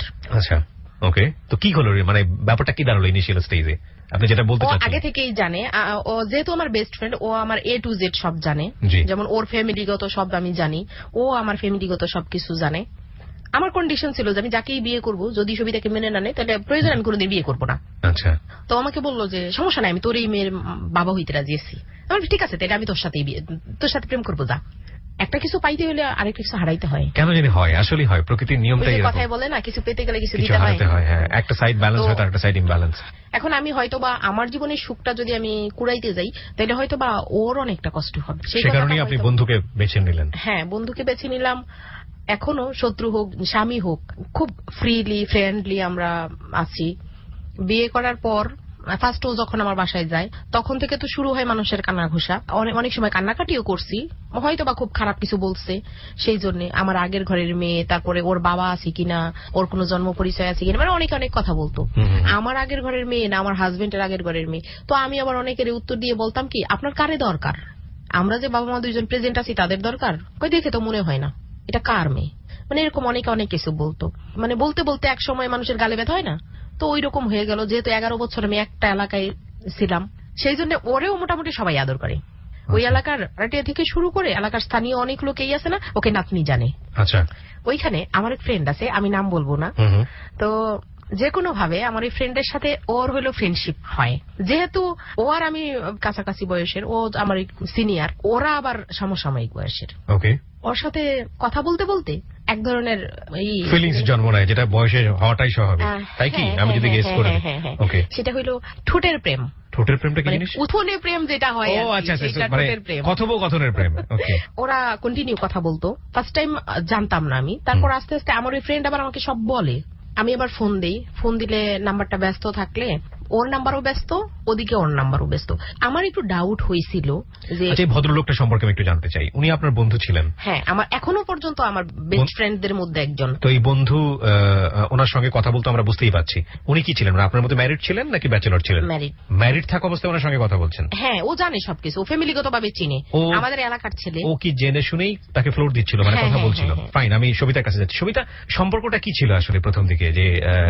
যেই ভদ্রলোকটা, আমরা তো নাম মেনশন করছি না এখানে যেহেতু তোমার মার বেস্ট ফ্রেন্ড, সো ফোন দিয়ে তোমার সঙ্গে কথা বলতো এবং সে বিবাহিত ছিল, সম্পর্কটা কেমন ছিল তোমাদের একেবারে শুরুর দিকে? শুরুর দিকে আসলে সম্পর্কটা ছিল ভালোই সম্পর্ক। এমনকি বলতো, কথা বলতে কেমন আছো, ভালো আছো। আমি বলতাম কি করেন, কাজ করি। তারপর আমি বলতাম যে মার সাথে কথা হয়, হ্যাঁ প্রতিদিন তো কথাই হয়। তখন তুমি কোথায় থাকতে? আমি শিশুপল্লীতে থাকতাম। তখন শিশুপল্লীতে আবার চলে গিয়েছো এইখান থেকে কাজ শেষ করার পরে? তো ওই সময়টাতে তোমার সঙ্গে এমনিতে নর্মালি কথাবার্তা হতো? নর্মাল কথাবার্তা, কিন্তু ওনার সঙ্গে কথা বলতে তোমার ভালো লাগতো? হ্যাঁ, ভালো লাগতো এটাই। আচ্ছা, তো তুমি কি বুঝতে যে এই ভালো লাগাটা অন্যদিকে চলে যাচ্ছে, বা ভালো লাগাটা? এটা তুমি বুঝতে না। ঠিক আছে, আপনার কাছ থেকে শুনি, আপনি আমাকে পুরো ঘটনাটা বলেন। আচ্ছা ভাইয়া, ও শিশুপল্লীতে যাওয়ার পর তো ঘটনাটা, শিশুপল্লীতে যাওয়া নিয়ে ওর কিছু আছে। যেমন ওর ভিতরে একটা ভয় ছিল। আমি আসলে মায়ার নামটাই এখানে গর্বের সাথে উচ্চারণ করব। মায়া মেয়েটা ওদের বয়সী বা ওদের সিনিয়র। জি। তো মায়া আন্টি ওরে ফোন দিয়া বললো যে শিশুপল্লীর ভিতরের একটা মেয়ে খুঁজতেছে যে হইলো এম্বোটারি জানে। তো ও জানে, ও এম্বোটারি জানে, মানে আমাদের সবিতা এম্বোটারি জানে। ওকে।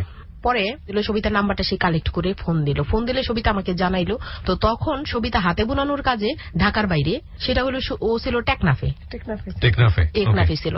তখন ও আমাকে ওইখান থেকে বললো যে মা, আমাকে মায়া ফোন দিচ্ছে, এরকম এরকম বলছে, আমি ওইখানে যাব না। আমি বললাম কেন যাবা না, অবশ্যই সেখানে তোমার যাওয়া উচিত। ও বললো না, ওইখানে গেলে আমাকে আবারও মারবে, ওরা আটকায় রাখবে, আমি ওইখানে যাব না। তার মানে ওর সাথে এই ঘটনাগুলো ঘটছিল। তো আমি বললাম যে আমি তোমাকে নিয়ে যাব, যদি ওরা কিছু বলে আমাকে নিয়ে তো তোমাকে কিছু বলবে না। এখান থেকে ফিরবো, তার আগে আমি একটু ব্যাকআপ দিতে চাই এই জায়গাটাতে। যে প্রতিষ্ঠানের নাম আমরা বলছি, আমরা খুব শ্রদ্ধা ভরে আপনাদের নামটা নিতে চাই, শিশুপল্লী। আমি বিভিন্ন জায়গায় আপনাদের নাম শুনেছি এবং অবশ্যই আমি রেসপেক্টের চোখে দেখি এই প্রতিষ্ঠানটিকে। আমার প্রতিষ্ঠানের আদ্যপান্ত জানা নেই, কারণ আপনারা যে কাজটি করছেন, বিশেষ করে এই সব শিশু, যদি আপনারা না থাকতেন বা আপনাদের মতো প্রতিষ্ঠান যদি না থাকতো, তাহলে হয়তো এদের অবস্থা আরো খারাপ হতো। কিছু ঘটনা যেটি ব্যক্তিকেন্দ্রিক, জীবন কেন্দ্রিক যখন হবে, ছোট ছোট ঘটনা যেগুলো হয়তো বা তাদের জীবনে অনেক বেশি দাগ কেটে আছে, সেটা নেগেটিভলি হোক বা পজিটিভলি হোক এখানে উঠে আসে। সেটা আসলে প্রতিষ্ঠানকে নিয়ে কোনো ধরনের নেগেটিভ ইম্প্যাক্ট তৈরি করার জন্য না, সেটা ওর ব্যক্তি জীবনের গল্প। কিন্তু সার্বিকভাবে এই শিশুপল্লী বা শিশুপল্লীর মতো যেসব প্রতিষ্ঠান আছেন, তাদেরকে আমাদের এই অনুষ্ঠান থেকে আমরা আমাদের লাখ লাখ শ্রোতাদের পক্ষ থেকে স্যালুট জানাই। আপনারা আছেন বলেই এই শিশুরা কোনো না কোনো ভাবে কোনো একটা জায়গা পায় মাথা গোজার। আমাদের একটু সামর্থ্য, একটু হাত বাড়ালেই হয়তো এরা আরো বেটার জীবন পেত। আমরা যেটা পারিনি সেটা আপনারা করার চেষ্টা করছেন। হ্যাঁ, সেটা হয়তো 100-এ 100 হচ্ছে না, কিন্তু আপনারা চেষ্টাটা করছেন। এটার জন্যই আপনাদেরকে আমাদের সাধুবাদ। বলুন, আপনি যেটা বলছিলেন যে একটা সময় ফিরে গেল বা কিছু একটা। তো পরে মায়ের সাথে আমার কথা হইলো। পরে আমি ওনাকে জিজ্ঞেস করলাম যে আন্টি আসলে ব্যাপারটা কি, আমাকে বলেন। ও তো আসতে চাচ্ছে না। পরে বললো তো এম্বোটারির কাজ জানে ভালো, আমাদের এখানে ও এম্বোটারির কাজ যে সবচেয়ে ভালো ছিল, আমাদের এখন এইখানে একজন ট্রেনার নিবে এম্বোটারির জন্য। তো আমি চাচ্ছি সবিতা এখানে আসুক। ওকে। তো আমি বললাম তো আমিও চাই সবিতা এখানে আসুক, সবিতা এইখানকারই মেয়ে, এখানে বড় হয়েছে। তো ওকে আমি টেকনাফ থেকে নিয়ে আসছি।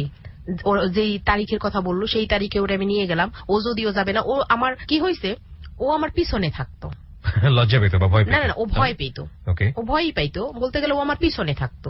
তো আমি তো সবকিছু চিনি না, ফার্স্ট টাইম আমি শিশুপল্লীতে গেছি। অবশ্য প্রথম দিনে গিয়ে আমি শিশুপল্লীর ফ্যান হয়ে গেছি। যদিও শিশুপল্লীর মালিক বাঙালি না, উনি একজন ফরেনার মহিলা। তো ওনাকে আমার সেই দিনই যদি পাইতাম, ওনার পা ধরে সালাম করতাম। উনি এত এত বাচ্চা পালতেছে, একা এতগুলা মানুষের মা হইছে উনি, আর আমি একজনের মা হইছি, তাই মানুষ আমার এত কথা বলে। তাহলে বুঝুন ওনার অবস্থা। আমরা রিয়েলি স্যালুট করি আমাদের এই আজকের অনুষ্ঠান থেকে আপনাকে।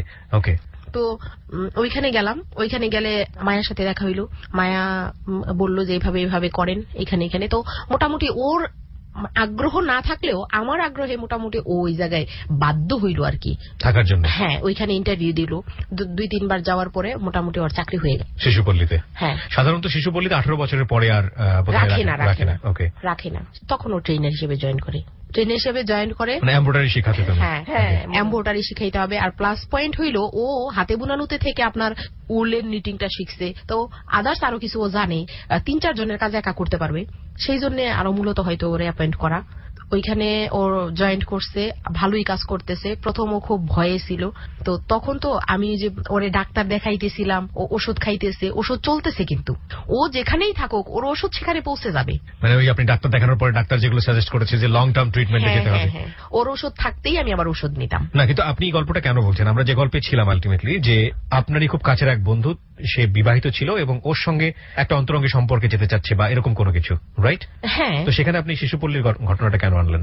সেখানে আমি শিশুপল্লীর ঘটনাটা এই জন্য আনলাম, তখন কিন্তু ও শিশুপল্লীতে মাত্র ঢুকতেছে। আচ্ছা, মানে হ্যাঁ, ওইখানে ও আমার ফ্রেন্ডের সাথে মাত্র পরিচয়, মোটামুটি কথা বলতে ভালো লাগে। ও যখন ওইখানে চলে গেছে তখন ও একা হয়ে গেছে। তখন আমি বুঝতে পারলাম যে আমার ওই ফ্রেন্ডের সাথে কথা বলে মোটামুটি ওর সময় কাটে। কথা বলতে বলতে এক সময় একটা মানুষের প্রতি দুর্বলতার সৃষ্টি হয়, ডিপেন্ডেন্সি তৈরি হয়। হ্যাঁ, তো সেটা ওদের মধ্যেও হয়েছে। ওরা রাতের বেলায় কথা বলতো সম্ভবত, ও তো দিনের বেলায় সুযোগ পাইতো না। আর আমার ওই ফ্রেন্ডও দিনের বেলায় সুযোগ পাইতো না। আর দিনের বেলায় সুযোগ পাইলেও ফোন দিলে ও ফোন ধরতো। আমাকে বলতো যে ওরে ফোন দিছে, ফোন ধরে না কেন? এমনি বলতো, তোমার মেয়েরে ফোন দিছিলাম, তোমার মাইয়া তো ফোন ধরে নাই, তুমি কি না করছো? তো আমি বলতাম আসলে আমি তো জানি না আপনি যে ফোন দিচ্ছেন। তো এই বিষয়টা যেহেতু আপনার বন্ধু বিবাহিত ছিল, বুঝতেই পারছি তার একটা এক্সট্রা অ্যাটেনশন আপনার মেয়ের দিকে আছে। ওনার ওয়াইফের সঙ্গে কি বিষয়টা? না, কারণ ওর সাথে আমার ফ্রেন্ডলি সম্পর্ক আছে বিদায় ও আমাকে সবকিছু বলতো। এখন যদি অন্য কারোর সাথে ওর এই সম্পর্কটা তৈরি হইতো তাহলে কিন্তু আমি জানতাম না। এই জন্য আছে না, আমি ডাইরেক্ট কিছুই করি নাই। আমি এখানে যেটা করছি, আমিও তো ভাইয়া মেয়ে, সেজন্য আমি সেটা ডাইরেক্ট না গিয়ে ইনডাইরেক্ট গেছি। কিভাবে?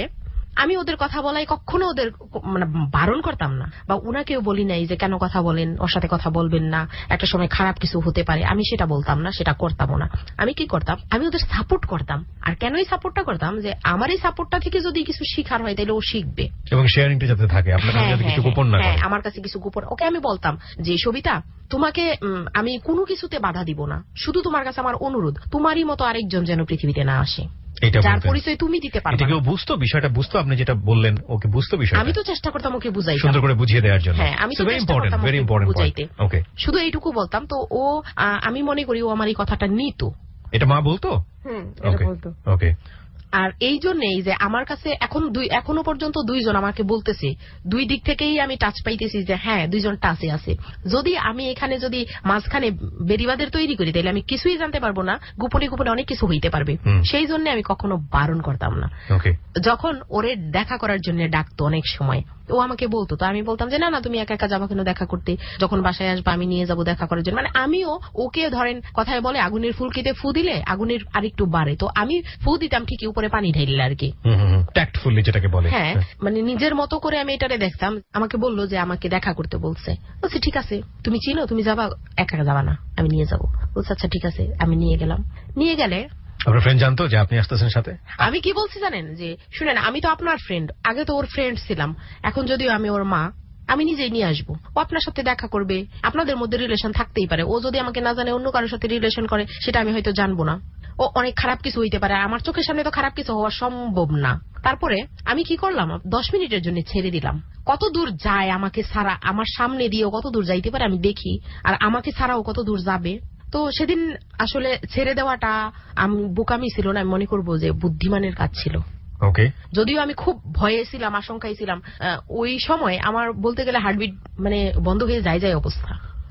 ওরা দুইজন একা কথা বলতেছে, ও হঠাৎ করে চিল্লায় এসে আমার ধরলো, ও ভয় পাইছে, দরজা আটকায় দিচ্ছে, ও ভয় পাইছে। আর আমার ওই ফ্রেন্ড হাসতেছে। তো বন্ধ ঘরের ভিতরে আপনার ও একা একা, এমনিতে কথা বলে ভালো লাগে ফোনে, সামনাসামনি তো একটা ছেলে মানুষের কাছে একটা মেয়ে মানুষ অন্যরকম কিছু। তারপর আমি বললাম যে আমি সন্তুষ্ট, যাক দেখা করা দরকার ছিল, দেখা হইছে। পরে বলতেছে কি বসো, আমি বলছি না বসবো না, বাসায় চলে যাই। ওখান থেকে নিয়ে ওরে বাসায় চলে আসলাম, কিছুই বলি নাই ওকে। তারপর বেশ কিছুদিন পর কথা হয় ওদের, তো ওকে আমি একদিন বললাম যে সবিতা তুমি জানো এই লোকটা সম্পর্কে, ওকে ও কি এই ধরনের সম্পর্ক আসলে কাদের মধ্যে হওয়া উচিত, আর ও তোমার কাছে কি চায় তুমি তো বুঝতে পারছো? বলছে হ্যাঁ বুঝতে পারছি। তো আমি বলি তুমি কি এই সম্পর্কটা আরো সামনে নিতে চাও? নিলে নিতে পারো, তবে আমি কিন্তু বারবার তোমাকে বলি তোমারই মতো আরেকজন যেন পৃথিবীতে না আসে যার পরিচয় তুমি দিতে পারবা না। এই বিষয়গুলো যারা এখানে শুনছেন একটা বিষয় একটু লক্ষ্য রাখবেন, how she handle is very softly, and this is a very very wise thing এই সম্পর্কের মধ্যে, যেটা অনেক সময় জন্মদাত্রী যারা আছেন, মা আছেন, তারাও অনেক সময় খুব ট্যাক্টফুলি করতে পারেন না। হ্যাঁ, উনি চাইলে অধিকার আদায়ের জায়গাটা থেকে উনি চাইলে খুব শাসন করে জিনিসটা করতে পারতেন, কিন্তু উনি খুব ভালো করেই এটা জানেন যে আমি যদি খুব বেশি শাসনের দিকে যাই, খুব বেশি রাগ করি, খুব বেশি রিয়্যাক্ট করি, সম্পর্কের জায়গাটা অনেক বেশি ভোঁতা হয়ে যেতে পারে এবং সেটা ওই মেয়েটার জন্যই খারাপ হবে। এবং উনি খুব ঠান্ডা মাথায় বিষয়টাকে ডিল করেছেন, which is very good, very good. Okay, আসলে এই ঠান্ডা মাথায় কেন আমি হ্যান্ডেল করছি এর পিছনে একটা ঘটনা আছে। আমি ওকে বলছি যে আমাকে না জানায় তুমি কারোর সাথে কোথাও দেখা করবে না, কোথাও যাবা না। ও একজন লোককে ও দাদা বলতো, বয়স্ক লোক, তো ওকে বলছিল যে ঘুরতে যাবে, যদিও সম্পূর্ণ ঘটনাটা আমি জানতাম না। ও ঘুরতে গেছে, ঘুরতে যাওয়ার পরে ওকে নিয়ে গেছে হোটেলে। এটা কি হয়েছে তোমার সঙ্গে? হ্যাঁ, নিয়ে বলছিল ওকে হোটেলে নিয়ে গেছে ঘুরতে যাওয়ার কথা বলে। এটা বলছিল। তুমি রিপোর্ট করো নাই শিশুপল্লীর? ও তো জানেই না, তুমি তো বুঝোই নি বিষয়টা আসলে কি। না না, ও জানেই না। ওইখানে গিয়ে হোটেলগুলোতে উঠতে হইলে তো আপনার অভ্যর্থনায় পরিচয় দিতে হয়, সেখানে পরিচয় দিল ওয়াইফ। তাই বলেছিল? হ্যাঁ, তারপর একটা রুমে নিয়ে গেছে। এটা আমার মামার মতন, আমার কই ওয়াইফ। মানে তখনও তুমি জানো না তুমি কোথায় যাচ্ছ, তোমাকে মানে কিসের জন্য নেওয়া হচ্ছে, কি জন্য নেওয়া হচ্ছে। তো ওইখান থেকে ও আমাকে ফোন দিল। ও যখন ওইখানে ওরে আর একটা লোক জিজ্ঞেস করলো কি হয়, কি লেনদেন, মানে একটুখানি ওদেরও হয়তো বা নজরে লাগছে, সেই জন্য পরে ও কান্নাকাটি করতেছে। এর মধ্যে ও আল্লাহ আসলে কত ভাবে মানুষকে সহযোগিতা করে। ও আমাকে ফোন দিল, বললো মা এরকম এরকম। তো আমি বললাম আমি তোমাকে মানা করলাম যে আমাকে না জানাই তুমি কোথাও যাওয়ার দরকার নাই, তুমি আমাকে না জানাই কেন ওই লোকটার সাথে গেলা? ও আপনার ছুটি নিয়ে আসে নাই না, কিন্তু তারপর আপনি কি করলেন ওই সময়টাতে? ও বলতেছে যে মা আমি ছুটিও নিয়ে আসি নাই, আমি এইখানে আসছি, এইখানে এটা নাকি হোটেল, আমাকে একটা রুমের ভিতরে নিয়ে আসছে, বলতেছে আমি নাকি ওনার ওয়াইফ। এখন এখানে পরে আমি বললাম যে তোমার আশেপাশে কেউ আছে, তাদেরকে ফোন দেও। তো ওইখানকার একটা ছেলেরও ধরাই দিল হোটেলে। দিলে আমি ওনাকে খুব সুন্দর করে একটা সালাম দিলাম। সালাম দিয়ে আমি জিজ্ঞেস করলাম যে ভাইয়া এটা কোন জায়গা? বলে এটা গাজীপুর। আচ্ছা, তো গাজীপুর আপনি যেখানটায় আছেন এইটা কি কোনো প্রতিষ্ঠান বা কি, আপনি আমাকে ডিটেলস একটু বলেন তো। পরে বললো যে এই মেয়েটাকে আপনি চিনেন? পরে আমি বলি এই মেয়েটা আমার মেয়ে ভাইয়া, আপনি একটু কষ্ট করে বলবেন এটা কোথায়, আমি সম্ভব হইলে আমি আসবো। আমার জিজ্ঞেস করলো আপনি কোথায় থাকেন? আমি বললাম আমি টঙ্গী থাকি। বললো যে টঙ্গী থেকে আপনার এখন তো আসা সম্ভব হবে না, এখন আপনি যদি আমাকে সম্পূর্ণ ইনফরমেশন দেন তাহলে আমি আপনার হয়ে কাজগুলো করব। তো আমি ওনাকে বললাম আগে আপনি আমাকে ইনফরমেশন দেন যে এটা কোন জায়গা। তো উনি সরাসরি যেটা বললো যে এটা বোর্ডিং, যেটা 2 ঘন্টা 4 ঘন্টার জন্য একটা ছেলে আর একটা মেয়ে যায়, তাদের নিজেদের প্রয়োজন সেখানে মিটাইয়া চলে আসে। উনি যখন সরাসরি ভাইয়া এই কথাটা বললো, বলার পর আমি ওনাকে বললাম যে ভাইয়া আমারও ভাই আছে, আপনাকে আমি নিজের ভাইয়ের চেয়ে অনেক বেশি মনে করি, আমি আপনার হাতে না পায়ে ধরি, আপনি ওই মেয়েটাকে ওইখানে অক্ষত অবস্থায় আছে না, বের করে একটা গাড়িতে উঠাই দিবেন। কি হয়েছিল এরপরে আমরা জানবো। প্রিয় শ্রোতা, ছোট্ট একটা বিরতি নিতে হবে এই পর্যায়ে আমাকে, মাত্র 4 মিনিটের বিরতি। আপনারা শুনছেন close up presence hello 8920 ABC radio FM 89.2 তে। আমি আরজে কিবরিয়া রয়েছে আপনার সঙ্গে, এবং আজকে এখানে জীবনের গল্প বলছে মা মেয়ে আসলে সম্পর্কের, এবং এই সম্পর্কটা অতি পবিত্র সম্পর্ক। মার বয়স মেয়ের চেয়েও 7 বছরের কম। এই মেয়ে জন্মসূত্রে কোথায় আসলে কার ঘরে জন্মগ্রহণ করেছে সেটা কেবলমাত্র আল্লাহই ভালো জানেন। এই মেয়েকে কেউ শিখিয়ে দেয়নি। আমরা যে চিরকুট পেয়েছিলাম ওকে যেখানে যেভাবে রেখে যাওয়া হয়েছিল, যেটা ওর মায়ের ভাষ্য, সেটা হচ্ছে সেখানে শুধু লেখা ছিল এটাই, ওর নাম হচ্ছে এটা এটা এটা, এবং ও হিন্দু পরিবারে জন্মগ্রহণ করেছে, বাকি পরিচয় কিছুই ছিল না। এই মেয়ে পরবর্তীতে নিজেই মুসলিম হয়, এবং তার নিজের ভালো লাগা থেকেই সে কোরআন শরীফ শিখেছে, নামাজ পড়া শিখেছে, সে 5 ওয়াক্ত নামাজ পড়ে। এই মেয়ে হিসেবে গ্রহণ করেছে রত্না, যিনি আসলে মূল গল্পটা বলছেন। ওর নিজের জায়গা থেকেও তেমন একটা বলতে পারে না, বিকজ অফ ওর মেন্টাল কিছুটা প্রতিবন্ধকতা আছে, এবং সেটার পেছনে নির্দিষ্ট কারণ আছে, সেটাও বলেছে। লম্বা সময় একটা ট্রিটমেন্টের মধ্যে দিয়ে থাকতে হয়েছে। সেই গল্প আজকে আমরা এখানে তুলে নিয়ে আসছি, এবং 35 বা 37 বছরের মেয়ের যে জীবনের গল্প, মা বলছেন তার যে জায়গা থেকে বলা সেটা এখনো কিছুটা বাকি আছে। গল্পটা যে জায়গায় দাঁড়িয়ে আছে আমরা সেখান থেকে আবারও ফিরবো। জি রত্না, আপনার কাছেই যাই। তো আপনি আপনার মেয়েকে সেভ করার জন্য আপনি ফোন দিলেন, এবং ফোন দিয়ে বললেন যে আপনি যেভাবেই পারেন ওকে অক্ষত অবস্থায় ওখান থেকে বের করে দেন। জি। তারপর তো ছেলেটা আমাকে বললো যে আমি যখন কাঁদতেছি, সে বলতেছে আসলে আপনার কান্না আমাকে বলে দিচ্ছে যে আপনি যে বললেন কথাগুলো সত্যি। তা আমি বললাম যে ভাইয়া ও আসলে আমাদের যেই কুৎসিত পৃথিবীটা সেটার সাথে ও পরিচিত না, ও কারোর বিশ্বাস করে আপনার ফেসে গেছে। ওই লোকটাকে ও বিশ্বাস করে দাদু বলছে ওকে ঘুরাইতে নিয়ে যাবে। ও আসলে বাইরে ঘুরতে খুব পছন্দ করে, ও আমাকে না জানায় সেখানে গেছে। আপনার বোন থাকলে অবশ্যই আপনি দিতেন না, এত বড় একটা ক্ষতি হোক। আপনি নিজের মনে করে ওকে ওখান থেকে অক্ষত বের করবেন। আর আমি আল্লাহকে ডাকতাম শুধু কখনো ওইখান থেকে বের হয়ে আমাকে ফোন দিবে, আমি ওইখান থেকে ভালোভাবে ফিরে আসছি। সেই যে একটা শিক্ষা আমার মধ্যে ছিল যে ওকে আমি যতই বারণ করি ও আমার কথা শুনে না। এখন আমি যদি ওকে বারণ করি তাহলে আমার ওই ফ্রেন্ডের সাথে কি তার এই সম্পর্কটা এখানে বাধা পড়বে? রাইট, ওই জিনিসটা থেকে আপনি একটা হ্যাঁ, আমি ওইটা চিন্তা করতাম। তো ও এখান থেকে না হয় অক্ষত যাইতে পারছে, যদি ওর কাছে মোবাইল না থাকতো যাইতে পারতো না। শেষ পর্যন্ত সে পেরেছে। তো তুমি ওখানে গিয়ে ব্যবস্থা নিলে না কেন? তুমি বলেছিলা ছেলেটার এগেইনস্টে কিছু বলেছিলা তোমার কর্তৃপক্ষের কাছে? না, ওকে ফালাই রেখে তারপর ওই লোক পালাইছে, ওইখান থেকেই পালিয়ে চলে গেছে। হ্যাঁ, আমি ওই যে আপনার হইলো হোটেলের যে ম্যানেজারকে আমি সব বলছি না, বললে পরে ওনারে মাইর দেওয়ার জন্য ব্যবস্থা করছিল। ও, সবাই মিলে আটকাবে। হ্যাঁ, সে আবার ওরে রেখা পালাইছে। পরবর্তীতে সে যায় নাই সেই প্রতিষ্ঠানে, যায় না যে প্রতিষ্ঠানে তুমি থাকতে কাজ করতে?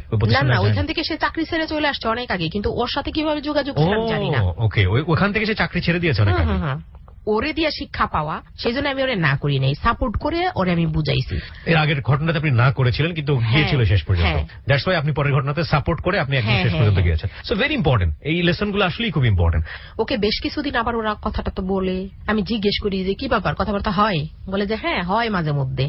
তারপর আমি একদিন ওরে বললাম, ও বাসায় আসলে বললাম যে সবিতা, তুমি যার সাথে কথা বলো, যেই ছেলেটার সাথে তুমি দেখা করতে গেছো, তোমাদের মধ্যে অনেক কিছু হওয়ার আগে আমি তোমাকে একটা কথা বলি, তুমি তো তার সম্পর্কে কোনো কিছু জানো না। তুমি কি জানো সে কে, কেমন? সে একটা কোম্পানির মালিক। ওকে। ও জানে না, সে মনে হইল যে আকাশ থেকে পড়ছে। তো আমি বললাম যাই করো না কেন বুঝে শুনে করবা। বারবার একটা কথাই বলি, যেন তোমারই মতো আরেকজন কেউ না আসে পৃথিবীতে। আর তুমি আমার কথাটা তো শোনো না, তোমার ইচ্ছে মতো চলো, আমার কোনো বারণ নাই, কিন্তু বুঝে শুনে চলো। এখন তুমিই বোঝো ওর সাথে সম্পর্কটা কি রাখবা না এখানে ক্লোজ করবা। কারণ ওর টাকা আছে, ও ওর টাকা দিয়া তোমার মতো 4টারে একদিনে কবর দিতে পারবে, তুমি কিছু করতেও পারবা না। তো আপনি এইভাবে জিনিসগুলো খুব টেকনিক্যালি হ্যান্ডেল করেন। হ্যাঁ, ওকে। ওর কাছ থেকে শোনা ওরই একটা পিছনের গল্প, সেটা হইল শিশুপল্লী থেকে যখন অন্যান্য কোম্পানিতে মেয়েরা 18 বছরের হইলে চাকরির জন্য দেয় বা অন্যান্য জায়গায় ট্রেনিং এর জন্য দেয়, সেই রকম এক জায়গায় ওকেও দিছিল। তো সেইখানে তার সাথে এমন কিছু ঘটনা ঘটে যে ঘটনাগুলা সত্যি। তোমার কি মনে আছে সবিতা? মনে সেটা আছে। মনে আছে না? একটু বলো তো আমাকে, গেলে তুমি কোথায় দিল কাজে? না, বলছিল যে তোমাকে এমব্রয়ডারিতে দেওয়া হবে জবে, তুমি যাও। গেলাম বাসা যাইয়া মহিলার কাছে, মহিলা না আমাকে বলে কিনা তোমার ঝাড়ু দিতে হবে, তোমার থালা বাসন মাজতে হবে, এটাই আমার বলে এমব্রয়ডারি। আচ্ছা, তারপর তুমি কি বললা? আমি কিছু বলি না, আমাকে যা দিবে তাই তো করতে হবে, আমার কিছু করার নাই। তখন তো আমার তো ফোনও ছিল না বা আমি অত বুঝতামও না। আচ্ছা, শিশু বললি হয়তো জেনে শুনে ভালো জায়গাতেই দিয়েছে, কিন্তু যারা নিয়েছে তারা হয়তো ওকে মিস ইউজ করছে। আসলে তখন তো ওর 18 বছর পূর্ণ হইলে ওরা কি করে, আদার্স নলেজের জন্য অন্যান্য জায়গায় দেয়। ওকে দিয়েছে কাজের কথা বলে নিয়ে আসছে। অনেকে এরকম ঠকে, যেমন ওর ভাগ্য ভালো, সেইখান থেকে ফিরে আসতে পারছে। কি ঘটেছিল ওখানে? ওখানে ঘটেছিল ঝাড়ু দেওয়া, রান্না করা, এটাই। আপনি যদি একটু বলেন আমাদেরকে একটু ক্লিয়ার করে। খুব সহজে বুঝি, ঘরে কাজের লোক, তো ওকে দিয়ে ঘরের যত কাজ আছে সব করাইতো। ঘরে হয়তো বা অনেক ভালো ভালো রান্না হইলেও কখনো খাইতে পারি নাই। ও বলছে যে ঘরের ভিতরে ভালো মন্দ রান্না হইলে দিত না, যদি জুড়া বাঁচতো সেখান থেকে ওকে খাইতে দিত। তারপর অনেক সময় হয়তো বা ওকে ঘরে আটকায় রাখতো। পানিশড এগুলো করেছে? হ্যাঁ, পানিশড মানে ঘরে কখনো আটকে রেখেছে? কি কারণে আটকে রেখেছে মনে আছে কোনো ঘটনা? একদিনের বা দুদিনের? কি কারণে না, তার এটাই, উনি বলে যে আমার বাইরে কাজ, তুমি ঘরে থাকবা। ও যাওয়ার সময় তালা দিয়ে যেত? হ্যাঁ। এটা কিন্তু শুধু উনি না, ঢাকা শহরের অসংখ্য মানুষ এটা করে। করার পেছনে যুক্তিটা হচ্ছে এটাই যে ওকে তুমি চিনি না, কিংবা ওকে চিনলেও ও যেখান থেকে পালিয়ে যাবে না সবকিছু নিয়ে। একটা জিনিস চিন্তা করে দেখেন, আমরা যদি আমাদের ঘরে কোনো প্রাণী পুষি, পেট অ্যানিমেল যেটাকে বলি, লাইক বিড়াল, কুকুর বা অন্যান্য যেগুলো আছে, সেগুলো যখন ঘরের মধ্যে থাকে আমরা তালা দিয়ে বাইরে যাই যাতে করে আমার বিড়ালটা হারিয়ে না যায়, যাতে করে আমার কুকুরটা হারিয়ে না যায়। আমি যখন একটা কাজের মানুষ রাখছি আমার ঘরে, তাকে আমি বাইরে যাওয়ার সুযোগ দিচ্ছি না, তাকে আমি আমার ঘরের মধ্যে রেখে তালা দিয়ে বাইরে থেকে যাচ্ছি যাতে করে ও আমার ঘর থেকে পালিয়ে না যায়, ঘর থেকে কোনো কিছু চুরি না হয়ে যায় এবং কোনো কিছু সে নষ্ট করতে না পারে। এই বিড়াল কুকুরের সাথে এই মানুষটার পার্থক্য কোথায়? এবং আমি ডেফিনেটলি শিওর যারা এনজিওতে কাজ করেন, নন গভর্নমেন্ট অর্গানাইজেশনে, তারা এগুলোর উপরে সার্ভে করেন, এগুলো নিয়ে অনেক কাজ করেছেন। ইন্টারেস্টিং ফ্যাক্ট হচ্ছে যারা এই কাজগুলো র্যান্ডামলি করেন তারা আমাদের মতোই সমাজের বিবেকবান মানুষ এবং খুব প্রতিনিয়তই করেন। তাদের হয়তো বা লজিক আছে যে আমি একটা অজানা মানুষকে আমি কিভাবে বিলিভ করে আমি ঘরের তার হাতে দিয়ে আমি যাবো, সেটা চুরি করে এখান থেকে পালিয়ে যাবে না, তার গ্যারান্টিটা কি আছে? 100% রাইট লজিক। কিন্তু কথা হচ্ছে যে এত বড় একটা সমস্যা, এটার কি কোনো অল্টারনেটিভ সলিউশন বের হতে পারতো না? আমাদের ঘরের ভেতরেই ঘর ম্যানেজমেন্টে যে এত সমস্যা, সেই সমস্যার কথা তো আমাদের সমাজে সেভাবে আসে না, পত্রপত্রিকা সেভাবে আসে না, মিডিয়াতে সেভাবে আসে না। আমরা হেলউইক 920-তে এই অফ ট্র্যাকের জিনিসগুলো নিয়ে আসার চেষ্টা করেছি বারবার, যে কারণেই হয়তো বা এরকম বিষয়গুলো যখন চলে আসে আমার একটু ইনভলভমেন্ট অনেক বেশি হয়ে যায়। যারা শুনছেন আমি বিশ্বাস করি তাদের মধ্যেই অনেকেই হয়তো বা আছেন এই বিষয়গুলো নিয়ে কাজ করবেন, তাদেরকে আমরা স্পেশালি ওয়েলকাম করতে চাই আজকের হেলউইক 920 থেকে। প্লিজ এইরকম যে সমস্যাগুলো দিনের পর দিন আমাদের সমাজে ঘটে যাচ্ছে, বোথ সাইড প্রবলেম। একটা হচ্ছে মানুষকে আমি কুকুর বিড়ালের মতো ট্রিট করছি, আরেকটা হচ্ছে যারা এই কাজটা করছেন তাদের হাতে কোনো অল্টারনেটিভ সলিউশন নাই। এটার একটা ব্যালেন্স হওয়াটা তো খুবই জরুরি। তো তোমার গায়ে কি হাত তুলতো, মানে কখনো অত্যাচার করতো? না, খালি গায়ে হাত তুলতো না? আচ্ছা, আটকে রাখতো আর আমি কাঁদতাম, যখন আটকে রাখতো চলে যেত তখন আমি কাঁদতাম। তারপরে একদিন সে ফোন দিছিল শিশুপল্লীতে, ফোন লোকটা আসছে আমাদের শিশুপল্লীর লোক, আয়সা আমাকে নিয়ে গেছে। বলে কি না, বলে খালি কান্দি, আমি বলে কাজ করি না, আমি বলে কিছুই করি না, খালি শুয়ে থাকি। ঠিক আছে, তো আমরা অবশ্যই শিশুপল্লীকে ধন্যবাদ জানাই যে তারা একটা ভালো স্টেপ নিয়েছে। ফাইন, এরপরে কি হলো? আসলে আমি অনেকবার চেষ্টা করতেছি বিয়ের জন্য, ওরে যে বিয়ে দিব অনেক চেষ্টা করেও আমি যেটা পারি নাই সেটা হলো ঘরকন্যার কাজ ওরে শিখাইতে পারতেছি না। ও কিন্তু এখনো পড়াশোনা করে, অনেকে বলছি বা অনেক জায়গা থেকে দেখছে ওকে, যেহেতু ও আমার বাসায় আসে। এখন সবাই আপনার পিছায়া যায় একটাই কারণ যে ও ঘর গুছানো বা রান্না বান্না করা সেটা ওর দ্বারা সম্ভব না, ও করতে পারে না। আর ও যেটা করে সেটা আসলে ও রান্না করে, সেই রান্নাটা আমি যদি খেতে না পারি আপনাকে কিভাবে খাওয়াবে? ওকে। আর একটা পুরুষ অবশ্যই সে বাইরে কাজ করে ঘরে এসে কাজ করবে না, ঘরের কাজটা ওকে করতে হবে। তো এই জন্য আমি যতবারই চেষ্টা করি ততবারই আপনার বিফলে হই। তারপরেও আমি তো হার মানতেছি না, কেন আল্লাহ যদি ওর নসিবে লিখে থাকে যে বিয়েটা তার জন্য আমি রাখছি, তাহলে সেটা অবশ্যই হবে। সেটা কখন কোথায় তা তো বলতে পারবো না। আমি তো চেষ্টা করতেছি, এর মধ্যে ওকেও মাঝে মধ্যে এই জন বলে বিয়ের কথা দেখার জন্য, তাকে ডাকে। এবং সেখানে ও সাড়া দেয় কিভাবে? এরকম কোনো ঘটনা কি আছে? এরকম ঘটনা হ্যাঁ আছে। যে সাভারে থাকতাম তো, যে কাজের জন্য গেছিলাম ট্রেনিং এ, তখন ওনার সাথে সম্পর্ক এক আপা, ওনার বাসায় যাই, একটা স্কুল বানাইছে, সব ঠিক আছে, পতাকাটা নাই, বলছে যে এটার জন্য আমি ডোনেশন দিব। তারপরে টাকা দিছি না, আর উনি বলছিল কি ঠিক আছে দিছে ভালো, তবে তোমাকে একটা ছেলে দেখাবো। তুমি ওখানে ডোনেশন দিলে মানে কিভাবে? আমি বুঝা, পতাকার জন্য ডোনেশন দিলে? হ্যাঁ, যে স্কুল যেহেতু তাদের, ওনার বাড়িতে। কিসের স্কুল ওটা? Primary school. মানে পতাকা টানানো ছিল না তো, পতাকার জন্য তুমি টাকা দিয়ে একটা পতাকা কিনে দিলে? হ্যাঁ। আচ্ছা আচ্ছা, ঠিক আছে, ওকে। ওটার জন্য টাকা দিলাম। হ্যাঁ, পতাকা দেওয়ার পরে কি হলো? উনি বলছে যে তুমি আমার জন্য ভালো কাজ করছো, আমি তোমার জন্য ভালো কাজ করবো, চেষ্টা করে এই এলাকায় তোমাকে বিয়ে দেওয়ার জন্য, এটা বলছে উনি। আচ্ছা, তারপরে একটা ছেলে দেখালো। উনি সম্পর্কে কে হতো তোমার? আমার এমনি বোন হতো। আসলে কেউ হতো না, একটা ট্রেনিং এ গিয়ে ওই মহিলার সাথে পরিচয় হয়েছে। হ্যাঁ, আচ্ছা আচ্ছা, ঠিক আছে। তারপর মানে ওর যেটা হয়েছে, যার সাথে পরিচয় হয় তার সাথে একটু ইনভলভমেন্টে থাকার চেষ্টা করে, তার কাছাকাছি যাওয়ার চেষ্টা করে, তখন ওই ওকে নিয়ে সবাই একটু হয়তো অফার টফার দেয় বা বিভিন্ন দুর্বলতার সুযোগ নেয়, ও ইনফ্যাক্ট কখনো কখনো দুর্বলতার সুযোগ, সরলতার সুযোগটা নেয় সবাই। আমরা সেরকম একটা গল্প তুলে ধরছি। হ্যাঁ, বলো। তারপরে ছেলে আনলো, দেখাইলো, আমাকে দেখায় নাই, তারপরে ওনার দেখাইলো, বলছে যে পছন্দ হয় নাই। মানে কার পছন্দ হয়নি? ওনার পছন্দ না তোমার? আমার, আমি তো দেখিনি। ওকে, ওনার। আচ্ছা, এটা কতদিন আগের ঘটনা? এটা 1 বছর। এরকম তোমার জন্য কে কে ট্রাই করেছে এই বিয়ে শাদী দেওয়ার জন্য? আমার মা করে। তো এই যে বিভিন্ন রকমের যে বিয়ে শাদীর জন্য সবাই চেষ্টা করে, তোমার সম্পর্কে জানে অথবা তোমার সম্পর্কে তোমার যে দুর্বলতাগুলো আছে, যেগুলোতে তোমার অনেক সময় হাত নাই, জেনে যে অনেকে পিছায় যায়, তোমার খারাপ লাগে না? তোমার কেমন লাগে এটা শোনার পরে? শুধু পিছায় যায় না, ওইখানে যখন গেছে ছেলে ওকে দেখে ছেলে পালাই গেছে। এটা প্রিয় শ্রোতা, আমরা বারবার ওকে ফ্লোর দিচ্ছি, কিন্তু আসলে না এই আজকের অনুষ্ঠানে অনেক কিছুই নিজের মতো করে বলতে পারছে না, বা বলতে চাচ্ছেও না, কেন জানি না। হয়তো ওর একটা সীমাবদ্ধতা থেকে ওটা পারছে না, যে কারণে ওর মাকে আমরা আমাদের বারবার ছেলে পালাই গেছে। আপনি কি জেনেছেন পরবর্তীতে? ওই বলছে যে ওই ছেলে ওকে দেখে ছেলে পলাই গেছে। বলতে চাও না কেন তুমি? ও লজ্জা পায় অথবা নিজেকে ছোট মনে করে। আমি বলবো সবিতা, একটা ইনফেরিয়রিটি কমপ্লেক্স আছে ওর মধ্যে। হ্যাঁ, ওর ভিতরে দেখো কতটা ন্যাচারাল। ও রেডিও বোঝে না, ও লাখ লাখ মানুষ শুনতেছে ওকে, এতে ওর মান সম্মান হানি হতে পারে। ও একজন সাধারণ মানুষ খুব ছোটভাবে যেভাবে চিন্তা করে, সেই জায়গাটা থেকে ও নিজেকে গোপন করার চেষ্টা করছে। ওকে দেখে যে একটা ছেলে পালিয়ে গেছে, ওকে দেখে যে ওখান থেকে চলে গেছে, এটাও বলতে চায় না, কারণ এতে ওর দৈন্যতা প্রকাশ পায়। এবং এটা একটা ওই শিশুর হাতে লজেন্সের মতো ঘটনা। কতটা প্রিটি হলে একটা মানুষ খুব সহজ ভাবে এই জিনিসগুলোকে ডিল করতে পারে। হেসে হেসে বলে দিল যে তেমন কিছু হয়নি, আমার পছন্দ হয়নি, বা আমি দেখিনি। কিন্তু এটা মিথ্যা হয়ে গেল না, মিথ্যাটা বলা যায় না। আমি ছেলে দেখিনি, সত্য কথা। তোমাকে দেখে পালা গেল কিভাবে? ও আশেপাশ থেকে দেখেছে। ওকে, যেহেতু ওর একটু প্রতিবন্ধকতা রয়েছে, হাঁটার সময়টা তো ওর একটু ঝামেলা আছে। হ্যাঁ, দ্বিতীয় কথা, যেই ছেলেটা দেখছে সেই ছেলেটা বয়সের তুলনায় তার চেয়ে অনেক ছোট ছিল। ও যে আসলে 37 বা 35, এটা আসলে দেখে বোঝা যায় না। একটা পা বোধহয় ছোট হয়ে গেছে, আপনি যেটা বলছিলেন যে ছোট হয়ে গেছে বলতে আপনার রগ যেহেতু শুকায় গেছে, পাটা উপরের দিকে উঠে গেছে, একদম চিকন হয়ে গেছে। এই পাটা নিয়ে একটা ঘটনা আছে, সেটা হইলো বোধহয় 3-4 বছর বা তার বেশি হবে। সবিতার পায়ের জন্য আরেকটা পা বানানো হয়েছে, প্লাস্টিকের কৃত্রিম সাপোর্টিং পা। এটা আপনার একদম নিচ থেকে শুরু করে পায়ের এই পিছন দিক দিয়ে রান পর্যন্ত একটা সাপোর্টিং পা বানানো হয়েছিল। আর সেই পাটা ও ব্যবহার করে না, কারণ ও তো অভ্যস্ত না। ওরা বলছিল যদি এটা ও ব্যবহার করে তাহলে ওর এই পায়ের মোটামুটি অনেক দিন লাস্টিং করবে পাটা, কিন্তু ও এটা ব্যবহার ক্রমান্বয়ে ছোট হয়ে যাচ্ছে। এটা কি ইফেক্ট পড়ছে? আসলে ক্রমান্বয়ে এই পাটা আরো বেশি দুর্বল হয়ে যাচ্ছে। তো ওই পাটা পড়লে নাকি ওর রানে ব্যথা হয়, পায়ের নিচে ব্যথা হয়, কারণ ও তো ওই যে পা বাঁকা করে, হ্যাঁ, খোঁড়াইয়া আপনার পা বাঁকা করে হেঁটে অভ্যস্ত না। আর ওর মধ্যে যে জিনিসটা সবচেয়ে কম সেটা হলো আপনার ধৈর্য। ওকে মা হিসেবে না, বন্ধু হিসেবে বলি, যদি চেষ্টা করে আমার মনে হয় সারা বিশ্বরে আছে না ওর এই খোঁড়া পাটার নিচে রাখতে পারবে, ও যদি চেষ্টা করে। ও বলছে না শিশুপল্লীতে ও যখন টেস্টে এলাও হয়নি তখন আর মেট্রিক পরীক্ষা দিতে দেয় নাই, ও কিন্তু পড়তেছে।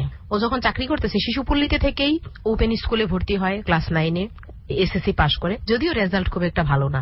সবিতা যদি পড়াশোনার মধ্যে থাকে, খারাপ চিন্তা ওর মাথায় কম ঢুকবে। অবশ্যই সে কোনো না কোনো বই থেকে এমন কিছু শিখবে, মানুষের হাত থেকে নিজেকে বাঁচাবে না শুধু, অন্য আরেকজনও যদি ওর সামনে কোন রকমের ক্ষতিগ্রস্ত হইতে দেখে সেখানে ও একটা পদক্ষেপ নিতে পারবে।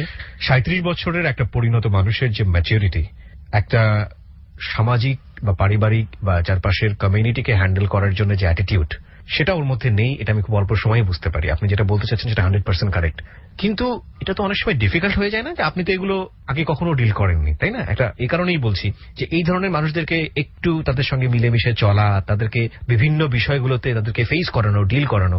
বললেন আপনি যে ওর যে সম্পর্কের জায়গাগুলো যেভাবে একটা মানুষ দুর্বলতার সুযোগ নিচ্ছিল ওর, সেটাকে আপনি খুব ওয়াইজলি হ্যান্ডেল করলেন। এগুলোর জন্য আমরা দেখি যে মানুষ নাকি বিভিন্ন রকমের ট্রেনিং নেয়, বিভিন্ন একটা প্রতিবন্ধী শিশুকে কিভাবে ডিল করতে হয়। এবং মাও একটা খুব ইন্টারেস্টিং গল্প বলি আজকে আপনাদেরকে। আমি এরকম অনেক অনেক খুব প্রতিপত্তিশালী সমাজের আপার ক্লাস যাদেরকে আমি বলি, একেবারে উঁচু তলার এরকম অনেক মারও আমি ইন্টারভিউ করেছি, যারা সমাজে মানে icon of the society, they lead the society, সুশীল সমাজের তাদের কারো কারো ঘরে, আল্লাহ না করুক, এরকম সন্তানরাও আছে যাদেরকে আসলে এই প্রতিবন্ধী হিসেবে চিনি বা ফিজিক্যালি চ্যালেঞ্জড। এখন তো আসলে এই প্রতিবন্ধী শব্দটা নিয়েও একটা আপত্তি আছে। সেটা হচ্ছে আমরা আমাদের সমাজে একসময় খুব নুড ওয়ার্ড কিছু ইউজ করতাম, খোরা, কানা, বোবা। হ্যাঁ, এগুলো কিন্তু আছে, আমাদের বাংলা শব্দ কিন্তু এগুলো আছে। কিন্তু যারা যে এইসব এনজিওরা এইসব বিষয়গুলো নিয়ে কাজ করেন, তারা এটাকে একটু চেঞ্জ করার জন্য বা পরিশীলিত কিছু শব্দ বের করার জন্য আমরা বের করলাম প্রতিবন্ধী। এবং এটাকে একসময় দেখলাম যে মানুষ কখনো কখনো আমাদের প্রাত্যহিক জীবনে এটাকে স্ল্যাং হিসেবে ইউজ করে, গালি দেয় অন্যকে, এই তুই তো প্রতিবন্ধী, তুই প্রতিবন্ধী আসলো। এবং অদ্ভুত বিষয় হচ্ছে যে এই শব্দটা নিয়েও এখন অনেকের আপত্তি আছে, যে কারণে আমরা এই যারা মানে একটু বলার জন্য বলি বা যারা একটু তাদেরকে প্রেজেন্ট করার জন্য বলি, তারা এই শব্দটাকে আর একটু মডিফাই করে এখন ফিজিক্যালি চ্যালেঞ্জড বলি। এই ফিজিক্যালি চ্যালেঞ্জটাও কিছুদিন পরে দেখবেন মডিফাই হচ্ছে। যাই হোক, শব্দ নিয়ে বলার না, আমার যে জায়গাটাই বলার ছিল যে এই যে বাচ্চারা, যেসব প্রতিবন্ধী বাচ্চা নিজের ঘরে জন্মগ্রহণ করে, অনেক সময় মারা পর্যন্ত তাদেরকে ডিল করতে পারে না, একটা প্রতিষ্ঠানে দিয়ে দেওয়া হয় এবং ওই সময়টাতেই তাদেরকে ট্রেন আপ করা হয় বিশেষ ট্রেনিং এর জন্য। মাদেরকেও ট্রেনিং দেওয়া হয় যে কিভাবে বাচ্চাদেরকে ডিল করতে হবে। আপনি এরকম কোনো ট্রেনিং নিয়েছেন? না ভাইয়া। তো আপনি ওকে ডিল করেন কিভাবে, বোঝেন কিভাবে? God gifted. So this is the thing, that's why আমি এই প্রসঙ্গটার অবতারণা করলাম যে অন্তর যদি মায়ের হয় তাহলে অনেক প্রবলেমই আসলে সলভ হয়ে যায়।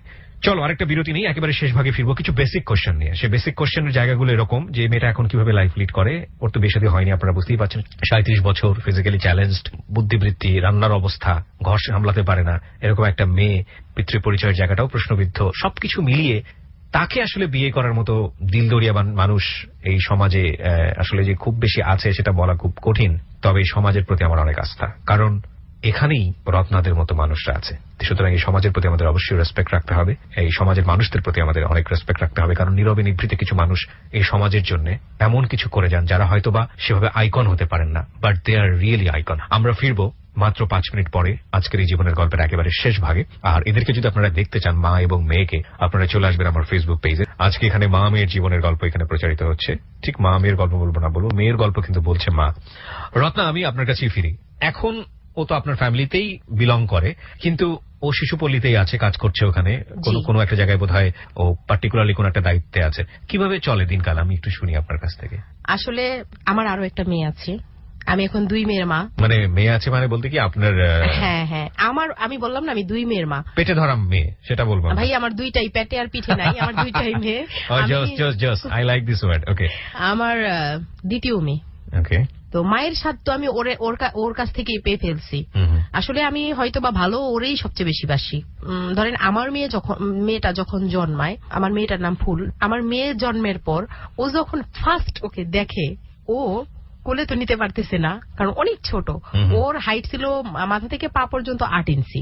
আমার কিছু সমস্যার কারণে ও বড় হইতে পারে নাই। ও এত কান্না কাঁদলো, কেন এত ছোট হইল, মানে পোকার মতো। কেন কাঁদলা, মানে ভয় কাঁদছিল নাকি কোনো? না, ভয় না, মানে এরকম ছোট মানুষ তুমি কখনো দেখো নাই, এই জন্য তুমি কাঁদছিলা।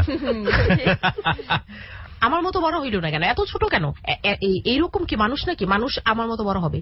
আর ওর একটা বিষয় ছিল, মাঝখানে আমি আবার চাইছিলাম কি যে আমি ওরই মতো আরো একটা বাচ্চা নেই অ্যাডপশনের জন্য। তো ওর মধ্যে দেখলাম আপনার সেইখানে একটা প্রচন্ড পরিমাণে ঈর্ষা। সেটা হইল ও দিবে না আমাকে, কারোর ভাগ দিবে না, ওই যে মাথা নড়াইতেছে, ও আমার ভাগ কারোরে দিবে না। তো আমি তখন চিন্তা করলাম ঠিক আছে, নিব না।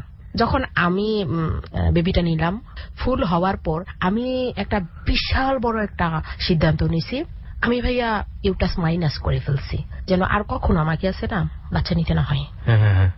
যদিও কিছু সমস্যা। আপনার হাজবেন্ড কি জানে যে বিষয়টা? জেনে শুনে সিদ্ধান্ত নিয়েছিলেন নাকি না জানিয়ে? একটা জানে না, আরেকটা যদিও জানে। আমার প্রবলেমটা সে জানে, কিন্তু আমি কেন এটা করাইছি সেটা শুধু আমি জানি। সেটা হলো ও খুব ভয় পায় যে আমার যদি বাচ্চা হয় তাইলে ওকে আমি ফেলে দিব, ওকে আমি রাখবো না, ও যেখানে ছিল সেখানেই ওরে আমি আবার পাঠিয়ে দিব, তখন আবার ওকে আটকায় রাখবে। ওর মধ্যে যে ভয়, সেই ভয়টা যেন না থাকে, সেই জন্য আমি আর সামনে বাড়াইলাম না, আমার ফ্যামিলিটার বড় করলাম না। ওই একটা মেয়ে নেওয়ার পর আমি আমার লাইফের একটা ইতি টেনে ফেললাম। অপারেশনের পর আপনার ওকে বলছি যে সবিতা, আমি যদি মরে যাই তুমি কিন্তু ফুলকে দেখবা না। অপারেশনের পর আমি তো, কারণ অনেক অল্প বয়সে এত বড় অপারেশন করতে হয় না, একটা অঙ্গ কেটে ফেলে দেওয়া তো অনেক আপনার খারাপ কথা, কারণ 20-22 বছর বয়সে ইউটেরাসের কথা বলছেন আপনি। মেয়েদের শরীরের সবচেয়ে গুরুত্বপূর্ণ অঙ্গ। নিশ্চয়ই সেটা তো আমি বলছি, কিন্তু এটার পরে হরমোনের সাধারণত কিছু প্রবলেম দেখা যায়, শরীরে হরমোন ইমব্যালেন্সের ক্ষেত্রে কিছু প্রবলেম দেখা যায়, যেটার জন্য আমি এখন মোটামুটি প্রায় হয়তো আর বেশি দিন বাঁচবো না। আমার 2টা কিডনি প্রায় ড্যামেজ। তো তারপরেও আমি মোটামুটি আমি মনে করি আমি যদি মারা যাই সবিতা অবশ্যই ফুলকে দেখবে। আমার যে আমি বলতেছিলাম 2টা মেয়ের মধ্যে যে আপনার একজন আরেকজনের ক্লোন, সেটা কিভাবে জানেন? ও যেভাবে হাসে না, আমার মানে ছোট মেয়েটা বড় মেয়েটাকেই ফলো করে। ওকে বড় বোন হিসেবেই জানে। হ্যাঁ, ওকে। যদি ও কোনোদিন না বলে আপন বোন না, তাহলে ও কখনো সেটা জানবে না, আর সেটা কখনো মানবেও না। বিকজ ছোটবেলা থেকেই ওভাবে দেখে আসছে, ওভাবেই ও ট্রিট করে আসছে, সে কারণেই হয়তোবা। সেটাই ভালো। হ্যাঁ। আর এখন দুইজনের মধ্যে এক প্রতিযোগিতা চলতেছে। কিসের প্রতিযোগিতা? সেটা হইলো, যদি পড়াশোনায় খারাপ করে তাহলে কারোর সাথে কথা বলতে দেওয়া হবে না।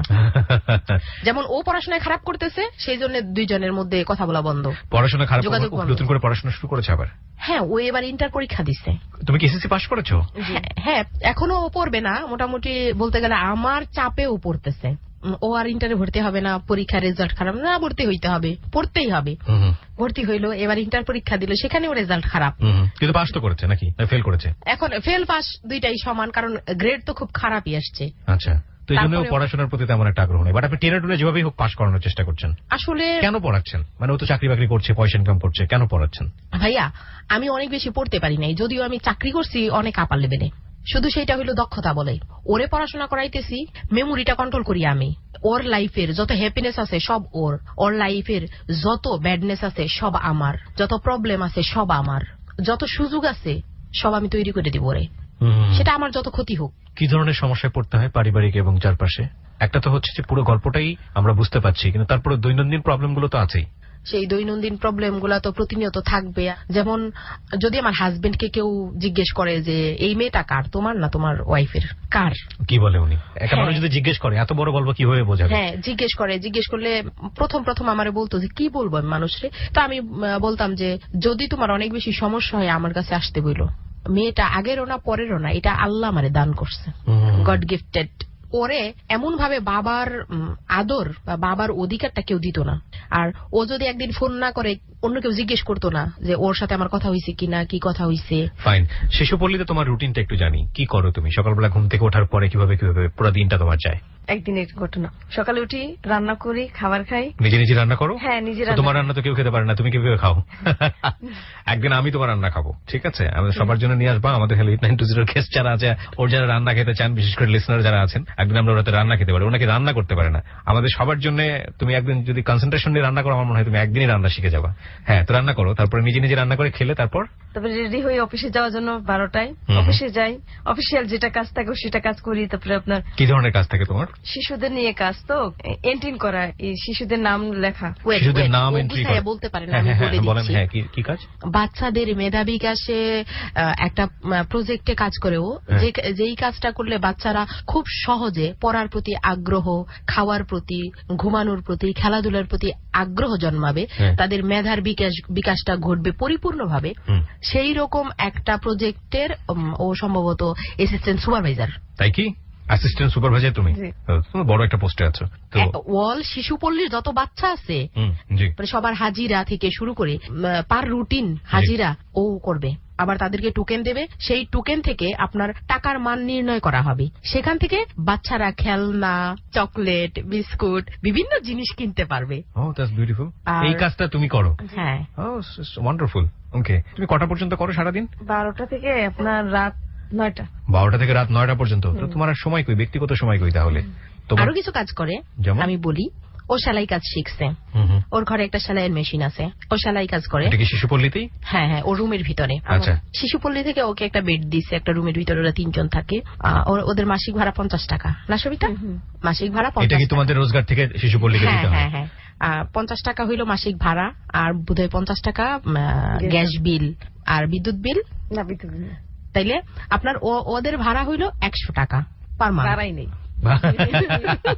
আসলে ভাড়াই নাই সে অর্থে। হ্যাঁ, হ্যাঁ, নাম but মাত্র। এটা কিন্তু আসলে দেখেন এটা নিচ্ছে কেন, যে তোমাকে আমি এখানে থাকতে দিছি, তুমি ফিল করো যে তুমি পে করে থাকতেছো, হ্যাঁ, তোমার হ্যাঁ, ফিলটা বেটার হ্যাঁ। হবে। Beautiful beautiful.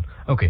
তো ওইখানে একটা সময় ও ওই জায়গায় বড় হয়েছে, ওই জায়গার মেয়ে ছিল। এর মাঝখানে ও আবার ওই জায়গা থেকে বহিষ্কারও হয়েছে। আচ্ছা। আর বহিষ্কারটা ও বহিষ্কার না হইলে তো মনে করেন আরেকজনের ইয়েতে যাইতে পারবে না। যেমন ওইখানে আগে আমি যে ইডির সাথে কথা হয়েছিল ফার্স্ট টাইম যখন আমি ওর সাথে যাই, উনি বলছিল যে সবিতাকে আমরা বহিষ্কার করে দিলেই ও পরিপূর্ণ আপনার মেয়ে হয়ে যাবে, আর কোনো প্রবলেম থাকবে না, কারণ ওর আইডি কার্ড বানাইতে হবে।